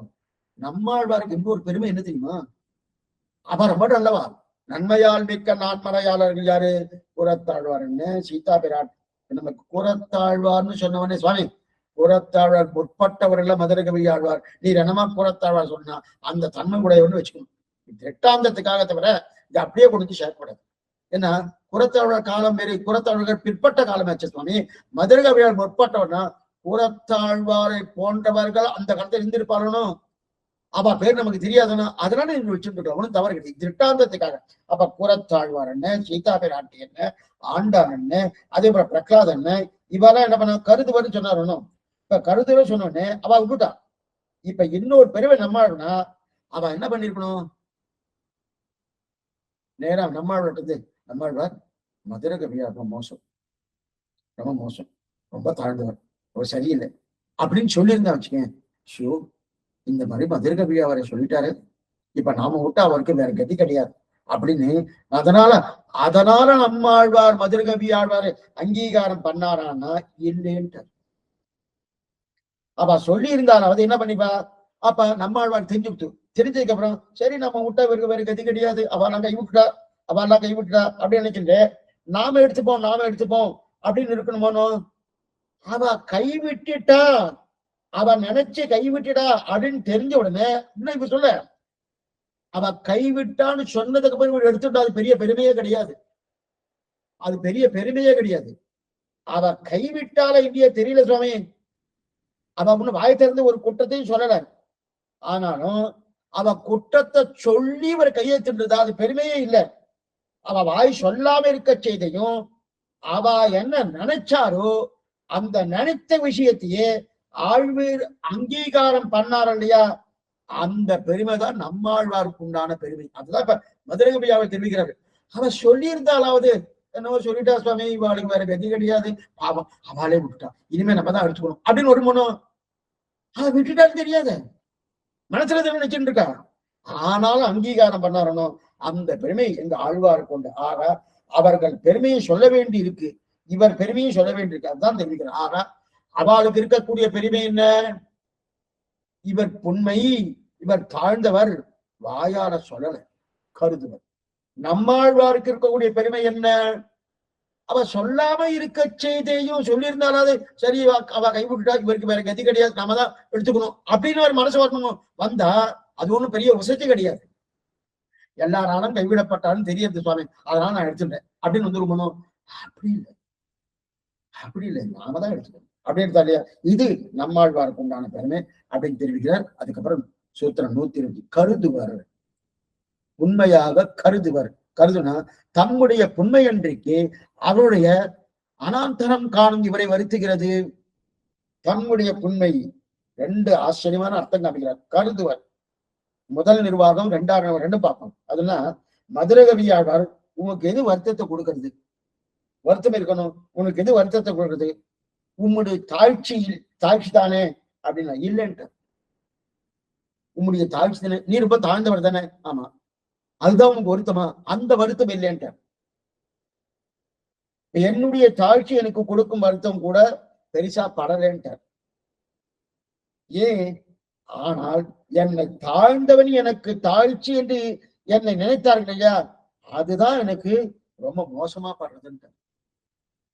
நான் தாழ்ந்தவன் எனக்கு தெரியுது, ஆனா என்ன தாழ்ந்தவன் அவன் நினைச்சுட்டாரோ அதுதான் எனக்கு ரொம்ப வருத்தமா இருக்குங்க. அதுதான் எனக்கு ரொம்ப வருத்தமா இருக்கு. ஏன்னா அவளுடைய கருத்து என்ன? புண்மையாக கருதுவர். என தாழ்ந்தவன் நினைச்சுட்டாரோ நடிச்சுட்டு இருக்கச்சே, அதுதான் எனக்கு தாங்கல. நான் தாழ்ந்தவன் தெரியறது, அவன் நினைச்சுட்டாரோ, அவன் அந்த மாதிரி நினைக்கப்படாத சுவாமா, அந்த நினைவுதான் எனக்கு ரொம்ப வருத்தத்தை கொடுக்கறதுன்னு. என்ன பெரியோர்கள் நினைக்கப்படாத, பெரியோர்கள் துவாரா நம்ம ஆசீர்வாசனம் பெறணும். அவர்கள் துவாரா தாழ்ந்தவன் ஒரு நினைவு கூட வரப்படாது.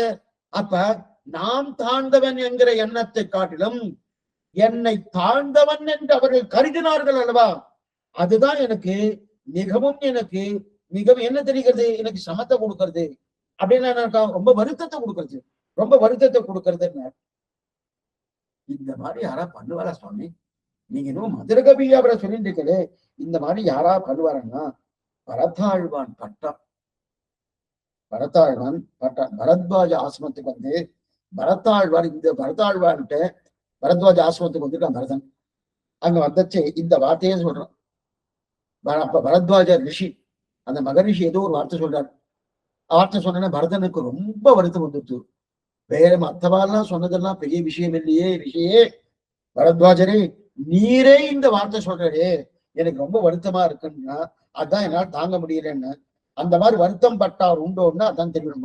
முதல்ல ராஜ்யம் எடுத்து ராமனுக்கு இல்லைன்னு ஆயிடுத்து. 14 வருஷத்துல ஆயிடுத்து, காந்தி போயாச்சு. போன உடனே வரான். வந்த உடனே முதல்ல கைகேயி தன்னுடைய தாயாட்ட வந்தான். ஆச்சரியமான சரித்திரம். தாயாட்ட வந்தான். வந்த உடனே கைகேயி என்ன பண்ணா, யோ இது ராஜ்யம் உனக்கு பெற்று வச்சிருக்கேன், ஏ மன்னா ராஜா அப்படின்னு கூப்பிட்டு அவன் கூப்பிட்டா. அப்ப கூப்பிட்ட உடனே என்ன பண்ணா, இவனு அழுது புரண்டு தகப்பனார் போயாச்சு ஒரு பக்கம், இன்னொரு பக்கம் நான் ராஜாவே இல்லை, நான் ராஜான்னு சொல்லிட்டு இருக்கா, எனக்கு சேஷத்துவ பாரதத்தில் போயிடுத்து அப்படின்னு சொல்லிட்டு அந்த கைகேயிட்ட முதல்ல வருத்தப்பட்டான். அந்த வருத்தம் பெருசா தெரியல. அங்கிருந்து கிளம்பினான். கிளம்பி நில கௌசல்யாட்ட வந்தான், ராமனுடைய திருத்தாயார். ராமனுடைய திருத்தாயாட்ட வந்துன்னு உள்ள நுழையச்சே கௌசல்யா கேட்கிறா, ஏ பரதா, நீயும் உன் தாயும் சேர்ந்து இந்த மாதிரியான நாள் என்னைக்கு கிடைக்கும்? இப்படி ராமனை பண்ணி ராமனை காட்டுக்கு அனுப்பி எத்தனை நாளா நீங்க இந்த மாதிரி ஒரு பிளான் பண்ணிட்டு இருந்திருக்கேன், என்ன இந்த மாதிரி பண்ணிட்டேன் அப்படின்னு இந்த வார்த்தை கேட்டா தூக்கி போட்ட மாதிரி போயிடுச்சு. தெரியும் பரதனுக்கு அதுக்கு சம்பந்தமே இல்லை. தாயே, நீயே இந்த வார்த்தை கேட்கறியா? நீ இந்த வார்த்தை நீ கேட்கலாமா? இந்த வார்த்தை நீ கேட்கறியா? ராமன் தான் ராஜ்ய பரிபாலனம், நான் ராஜ்ய பரிபாலனம் பண்ண போட போதில்லை சொல்லி சொல்லி அப்ப பிரதிஜை பண்றான். வரிசையா கிட்டத்தட்ட 32 பிரதிஜை பண்றான். நான் இந்த நிலையில நான் பண்ணினபடியாலே ஒருவேளை என்னுடைய அனுமதியின் பேரே ராமன் காட்டுக்கு சென்றிருப்பானால் நான் இந்த பாபத்துக்கு செல்கிறேன், நான் இந்த பாபத்துக்கு செல்கிறேன், நான் இந்த பாபத்துக்கு செல்கிறேன்னு 32 பிரதிஜை. அந்த 32 வால்மீகி ராமன் கம்பராமாயணத்துல ரொம்ப நாள் எடுத்துக்க.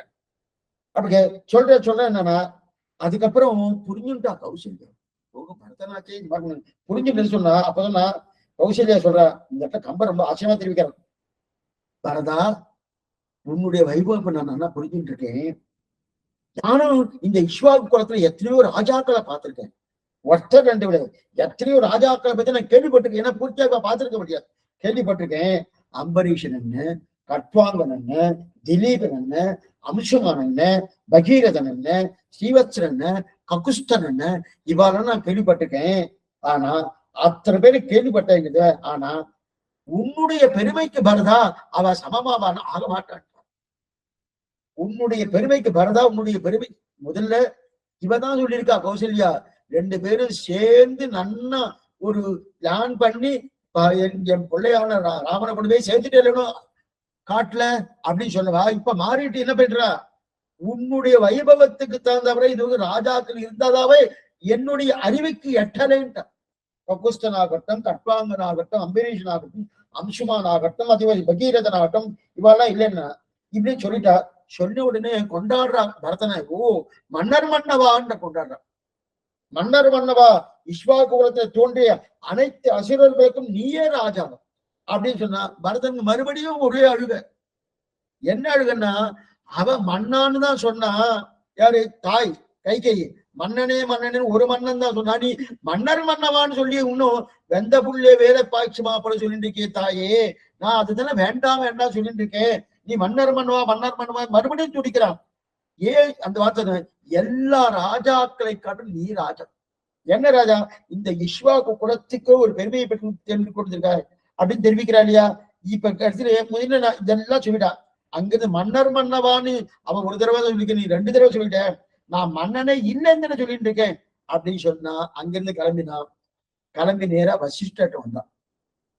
வசிஷ்டர் வந்தோடனே அவர் காத்துன்னு இருக்கார். பரதா கிட்டக்கவா, உடனே நீ பட்டாபிஷேகம் பண்ணிக்கணும். ஏன்னா ராஜா இல்லாம அயோத்திய நகரமே இருண்டு போயிட்டு இருக்கு. உடனே நீ பட்டாபிஷேகம் பண்ணிக்கணும். ராஜா இருந்தாங்கன்னா உடனே பட்டாபிஷேகம் பண்ணா, அதெல்லாம் முடியாது பட்டாபிஷேகம் சொல்லிட்டே இருக்கச்சுது. ஏற்கனவே தகப்பனார் போயாச்சு தசரதன், கிளம்பி போயாச்சு. இன்னும் அவருக்கு அந்த ஈவக்கிரிகைகள்லாம் ஒன்றும் பண்ணல. நம்ம சம்பிரதாயம் பிரகாரம் சம்ஸ்காரம் சொல்லணும். சம்ஸ்காரம் ஒரு ஸ்ரீ வைஷ்ணவ ஸ்ரீசூர்ண பரிபாலன்னு சொல்றோம். அவளுக்கு ஈமக்கிரியன்னு சொல்லுவான். அந்த ஈமக்கிரியெல்லாம் பண்ணல. ஆனா அந்த சரீரம், தசரதன்ங்கிற சரீரத்தை எண்ணெய் கொப்பரையில போட்டு வச்சிருக்கா. சில வருஷங்கள் இருக்கு, நம்ம எத்தனை வருஷங்கள் இருக்கு. அந்த எண்ணெய் கூட போட்டு வச்சிருக்கா. போட்டு இது எண்ணெய் கொப்பரை இருக்கு இந்த அப்படின்னு சொன்ன உடனே தீப்பந்தத்தை எடுத்துட்டு உடனே பரதன் போயிட்டு இருக்கான். ஓ நான் பண்றேன், நான் வந்து இந்த சம்ஸ்காரம் எல்லாம் பண்றேன்னா உடனே வசிஷ்டர் தடுத்துட்டார். பரதா நீ பண்ணப்படாது, நீ இதையும் பண்ணப்படாது. என்ன காரணம் ஏன் பண்ணப்படாதுன்னா, உன்னை பிள்ளை இல்லைன்னு தசரத சக்கரவர்த்தி சொல்லிட்டார். உன் தாயை தன் மனைவி இல்லைன்னு தசரத சக்கரவர்த்தி சொல்லிட்டார். அதனால இவனுக்கு உன்னுடைய தகப்பனாருக்கு பண்ண வேண்டிய சம்ஸ்காரங்கள் பண்ணக்கூடிய யோகியதை கிடையாது. அதனால் நீ பண்ண முடியாது அப்படின்னு இந்த வார்த்தை பரதன்ட்ட சொன்ன. ஓன்னு கீழே விழுந்து அடணும். வசிஷ்டரை நீ சொல்றது நியாயமா இருக்கா? ஒரு பக்கம் பார்த்தா நீதான் புள்ள, ராஜ்ய பரிபாலம் பண்ணு, பட்டாபிஷேகம் பண்ணுன்னு நீயே சொல்லிட்டு இருக்க. இன்னொரு பக்கம் நான் அந்த சம்ஸ்காரம் பண்றேனே, தசரத சக்கரவர்த்தி தகப்பனார் பண்ண வேண்டிய சம்ஸ்காரம் பண்றேனே சொல்லிருக்கச்சே. ஓ நீ பிள்ளையே இல்லைன்னு சொல்லிருக்கே. நீ என்ன வார்த்தை பேசிட்டு இருக்க? நீ இத்தனை தீர்க்க மந்திரியா இருந்திருக்கே தவிர வசிஷ்டர் நீ பேசக்கூடிய வார்த்தை சரியா இருக்கா? ஒரு பக்கம் என்னவோ நீ இது பண்ணப்படாதுன்னு சொல்லிட்டு இருக்க, இன்னொரு பக்கம் என்னவோ இதுல பண்ணுன்னு சொல்லிட்டு இருக்க. அது எந்த விதத்துல நியாயம்? நான் பட்டாபிஷேகம் எடுத்துக்கணும்னா பிள்ளையா இருக்கணும்ன்ற, அதே தந்தையாருக்கு ஈமக்கிரியை பண்ணணும்னா நீ பிள்ளையே கிடையாதுன்னு சொல்லிட்டு இருக்க. இது எந்த விதத்துல நியாயம் அப்படின்னு கேட்டோன்னே உடனே சரி நம்ம கிளம்பலாம். கிளம்பி நேரா எங்கிட்ட போலாம், இதட்ட போலாம், ராமன்ட்டே போலாம். ராமன்ட்ட அங்கிருந்து கிளம்புறா. கிளம்பின உடனே அங்கிருந்து கிளம்பி நேரா கிளம்பி கிளம்பிடுச்சு. முதல்ல பண்ணது கைகேயிட்ட பட்டான். கைகேயிட்ட பட்ட உடனே அங்கிருந்து கௌசல்யா, ஏன்னா கைகேயி மன்னர் மன்னவான்னு கூப்பிட்டு அவ வந்து ராஜ்ய பரிபாலம் வாங்கி வச்சுக்கன்னு சொன்னான். அங்க அழுது போனான். அடுத்து கௌசல்யாட்ட வந்துன்னு எத்தனை நாளா காத்துட்டு இருக்க இந்த மாதிரி ஒரு சன்னிவேசம் ஏற்படுறதுக்கு அவ சொன்ன வார்த்தையை கேட்டுன்னு அங்கேயும் பட்டு இருக்கான். அதுக்கப்புறம் வசிட்டர் இந்த மாதிரி பட்டுட்டாரு. அங்கிருந்து கிளம்பினான். கிளம்பினதுக்கு அப்புறம் நேரா போயிட்டு இருக்கான். கங்கையை தாண்டணும். சித்திரக்கூட போய் ராமன் அழிச்சுட்டு வரணுமோ அதுக்கு தானே போயிடுறான். ஊர்ல இருக்கிறவா அத்தனை பேரும் அழிச்சுட்டு வரான். எல்லா மந்திரிமார்களும் அத்தனை பத்திரிமார்கள், தசரத சக்கரம் 3 பத்திரிமார்களும் எல்லாரும் அழிச்சுட்டு வரான். நேரா போனான். குகன்ட்ட போனான். குகன் அது போறான். கங்கையை தாண்டணுமோ குகன் பார்த்துட்டே இருக்கான். பார்த்துட்டே இருக்கச்சே, ஓ தாயானவள் ராஜ்ய பரிபாலனத்தை பறிச்சுட்டா, இப்ப புள்ள வந்துட்டு இருக்கான் பரதன். என்னன்னா இவனையே கொல்றதுக்காக வந்துட்டு இருக்கான் போட்டு. என்ன நியாயம் வரும்? இவனையே ராமனை கொல்றதுக்காக வந்துட்டு இருக்கான். என்கிட்ட பலம் இருக்கு, வள விடுவன பண்ண மாட்டேன். என்னன்னு நினைக்கிறான், ஏதோ நடத்திட்டு இருக்கான். கடைசியில என்ன பண்ணான்னா நேரா கிட்டக்க வந்த உடனே அவன் முகத்தை பார்த்தோன்னா மாறிடுச்சு. என்ன வேஷம்? அந்த சன்னியாசி வேஷத்தோட இருக்கக்கூடிய ஓ ராமன் தம்பி தப்பு பண்ணுவாரான்னு நினைக்கிறேன். நான் வேடந்தன அந்த புத்தி எனக்கு வந்துடுச்சு. ராமன் தம்பி தப்பு பண்ண மாட்டானே, ராமன் தம்பி தப்பு பண்ண மாட்டானே அப்படின்னு சொல்லிட்டு நான் வேடனானபடியா அந்த புத்தி வந்துடுச்சுன்னு சொல்லி அங்கிருந்து கிளம்பினா கடைசியில பரத்வாஜ ஆசிரமத்தை போறான். இதுதான் முக்கியம். அந்த பரத்வாஜ ஆசிரமம் குகனுடைய இதியை தாண்டி வந்தான். பரத்வாஜ ஆசிரமம் போனான். போன உடனே இப்ப அந்த பரத்வாஜ ரிஷி கேட்கிறாரு, என்ன பரதா நனகர்வம், என்ன பரதா, குற்றமே நினைக்காத ராமனுக்கு நீ குற்றம் நினைக்க வந்தாயா? குற்றமே நினைக்காத ராமனுக்கு நீ குற்றம் நினைக்க வந்தாயா? பாவமே தீண்டாதவன் ராமன். அந்த ராமனுக்கு நீ பாவம் தீண்ட வந்தாயா? இந்த வார்த்தை சொன்ன உடனே பரதனால் தாங்க முடியல, கொஞ்சம் கூட தாங்க முடியல. அப்ப சொல்றக்கூடிய வார்த்தை தான் என்ன சொல்றான்னா, ஏ பரத்வாஜ மகரிஷியே, நீர் இந்த வார்த்தை சொல்லலாமா? கைகேயி சொன்னான் புத்திர வாத்சல்யம், அதனால சொல்லியிருப்பான்னு நினைச்சுன்னு விட்டுட்டேன். கௌசல்யா சொன்னா ஓ ராமன் காட்டுக்கு போயிட்டானே என்கிற வேகத்தால சொல்லியிருக்கான். வசிஷ்டாச்சாரி சொன்னார் என்னவோ ராஜ்ய பரிபாலனம் பண்ணணும், ராஜா எல்லாம் இருக்கப்படாது, அதுக்காக சொன்னார். குகன் சொல்லிட்டு இருக்கான், வேடன் அவனுக்கு வேற எதுவும் தெரியாது, அதனால சொன்னான். ஆனா பரத்வாஜரே, நீ முற்றும் துறந்தவன், முக்காலம் அறிந்தவன், உமக்கு தெரியாத நான் எப்படிப்பட்டவன்? நீர் இந்த வார்த்தையை சொல்லலாமா? நீர் இந்த வார்த்தையை சொல்லலாமா? இத்தனை பேர் இந்த வார்த்தை சொன்னது எனக்கு தவறாவே படல. ஏன்னா கௌசல்யா சொல்லி புத்திரவாசியத்தில சொன்னான். கைகேயி தன் ராமனுக்கு ஏற்பட்ட துரோகத்தால சொன்னான். வசிஷ்டாச்சாரி ராஜ்ய பரிபாலனம் நடக்கணும் என்று தான் சொன்னார். அதே போல குகன் தனக்கு தெரியாது, இதுக்கு மேல அவனுக்கு ஏழை ஏகன் கீழ்மகன் தெரியாதபடியால சொன்னார். ஆனா நீர் எல்லாம் தெரிஞ்சுட்டு நீர் இந்த வார்த்தை பேசலாமே, அவ சொன்னதெல்லாம் எனக்கு வருத்தமே இல்லை, நீர் என்ன கேட்டீரே இதுதான் எனக்கு வருத்தமா இருக்கு அப்படின்னு பரத்வாஜ் சொல்றான். அப்ப பரத்வாஜ மகரிஷி கேட்கிறார், தெரியும், நல்லா தெரியும் பரதா, இருந்தாலும் இப்ப நான் கேட்டதுக்கு உனக்கு வருத்தம் வருதுன்னு சொல்லிட்டு இருக்கேன், ராமன் காட்டுக்கு வந்தது வருத்தமா இல்லையா நமக்கு? அடுத்த வார்த்தை பரத்வாஜர் கேட்கிறார், ராமன் காட்டுக்கு வந்தானோ அது உனக்கு வருத்தம் இல்லையா? அதை காட்டும் வருத்தம் நான் சொன்ன வார்த்தையா? ராமன் காட்டுக்கு வந்ததுன்னு வருத்தம், இப்ப நான் சொன்ன வார்த்தை வருத்தமானா? இல்ல, ராமன் காட்டுக்கு வந்தானா திரும்பி ஏதோ சொல்லி அவர் ஆக்சுவலி அனுப்பி ஒத்துக்குண்டான சாமர்த்தியம் கிட்ட இருக்கு, நான் ஆக்சுவலி ஒத்துக்குவேன். இல்ல 14 வருஷம் கழிச்சு திரும்பி வந்துருவான், எனக்கு அந்த நம்பிக்கை இருக்கு, பூர்ணமா இருக்கு. ஆனா நீர் இந்த வார்த்தை மறுபடியும் எடுக்க முடியுமா? நீர் இந்த வார்த்தையை சொல்லலாமா? நீர் சொன்ன வார்த்தை தான் எனக்கு ரொம்ப வருத்தமா இருக்கு. அந்த வார்த்தை அப்படியே எனக்கு உள்ளுக்குள்ள ஓடிட்டே இருக்கு. ராமன் காட்டுக்கு போனது கூட, அப்ப ராமன் காட்டுக்கு போனான் என்கிற வருத்தத்தை காட்டிலும் நீர் சொன்ன வார்த்தை தான் வருத்தம் அதிகமா இருக்குன்னார். அதே போல நன்மையால் மிக்க நான்மறையாளர்கள் புண்மையாக கருதுவர். நன்மையால் மிக்க நான்மறையாளர்கள் புண்மையாக கருதுவர். பரத்வாஜரை நீ பகவானுக்கு சமமானவர், நீர் இப்படி நினைக்கலாமா அப்படின்னு சொல்றப்ப அப்பதான் தெரிவிக்கிறான். ஆஹா, உண்மையாக கருதுவன்னா இவ்வளவு கட்டம் பரத்வாஜர் மகரிஷி இவ்வளவு கஷ்டப்பட்டானோ அதே கட்டம் மதுரகவியார். என்ன கஷ்டம் சுவாமி? தான் தாழ்ந்தவன் என்ற கட்டமா பெரிய கட்டமா பண்ணல. நான் தாழ்ந்தவன் தான், அதுல எந்த கட்டமும் இல்லை. ஆனா நான் தாழ்ந்தவன் அவா நினைச்சிட்டாரு. இது ரொம்ப முக்கியம். ஒரு சீவைஷ்டமா எப்படி இருக்கணும்னா, ஒரு ஆச்சாரிய புருஷால்ட்டியோ பாகவதால்ட்டியோ எந்த விதமான ஒரு தவறான வார்த்தை வாங்கவே கூடாது. அவ்வளவு அனுகூலமா இருக்கணும். அது வாங்கியாச்சுன்னு வச்சுக்கேன், இவர் எத்தனை நன்றா இருந்தாலும் பிரயோஜனம் இல்லை. ஏன்னா அவள்கிட்ட இருந்து பெற வேண்டியது எது? ஆசீர்வாசம், மங்களாசாசனம், பரிபூர்ணமான அனுகிரகம். இதை தவிர மற்ற எதுவுமே கூடாது. ஆனா அது இல்லாம வேற ஏதோ ஒண்ணு வந்துடுத்துன்னு வச்சுக்கேன், அதை விட பெரிய சிரமம் எதுவுமே, வருத்தம் எதுவுமே கிடையாது. அதைத்தான் இங்க மதுரக விழா தெரிவிக்கிறார். நன்மையால் மிக்க நான்மறையாளர்கள் பொன்மையாக கருதுவர். அது என்ன இருக்கு? நான் தாழ்ந்தவன் என்கிற தன்மையை காட்ட அது பெரிய வருத்தத்தை கொடுக்கல, வருத்தம் தான். அந்த வருத்தத்தை காட்டிலும் அப்படிப்பட்ட பெரியவர்கள் புறத்தாழ்வார்ன்னு, ஆண்டார் என்ன, பிரகலாதன் என்ன, அதே போல இருக்கக்கூடிய இவாள இவாளா பெண்டாளனும் சீதை என்ன பண்ணாரணும். அதுதான் எனக்கு வருத்தமாக தான். அப்ப உண்மையாக கருதுவர் அப்படின்னு சொல்றார். அதனால இப்ப மதுரை கவியாடு பரத்தாழ்வார் என்ன பாடுபட்டாரோ அதே பாடு மதுரை கவியார், அதே பாடு. அப்ப அவர்கிட்ட ஆசீர்வாசம் பெறணும் அப்படின்னு தெரிவிக்கிறார் இல்லையா? அவர்கள் பிரேமத்திலும் நிழலும் ஒதுங்கணும். அப்பனா பெரியோர்கள் பிரேமத்திலையும் அவள் நிழலையும் ஒதுங்கினவங்க. இதுதான் ஒரு ஜீவாத்மாவுக்குண்டாகவும் உஜ்ஜீவனம். அப்படி இருந்திருந்தும் இதைத்தான் தெரிவிக்கிறார். இப்படி இருக்கும் ஸ்ரீவைஷ்ணவம் ஏற்றமறிந்து உகந்திருக்கையும், இதை விடாம வேணுகாச்சாரியர் எழுதுவார். இப்படி இருக்கும் ஸ்ரீவைஷ்ணவர்களுடைய ஏற்றமறிந்து உகந்திருக்கையும், ஆச்சரியமான ஒரு வாக்கியம்.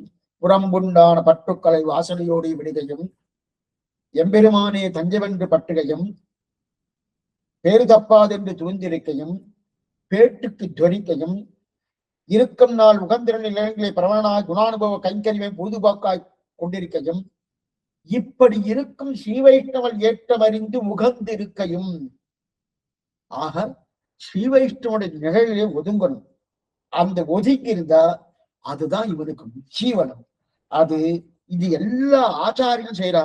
அந்த ஸ்ரீவைஷ்ணவன் என்ன பார்த்து தப்பா நினைக்கிறாளே, நன்மையால் மிக்க நான்மறையார்கள் தப்பா நினைக்கிறாளே, அதுதான் அனர்த்தத்திலும் அனர்த்தம். அதுதான் ஹேது.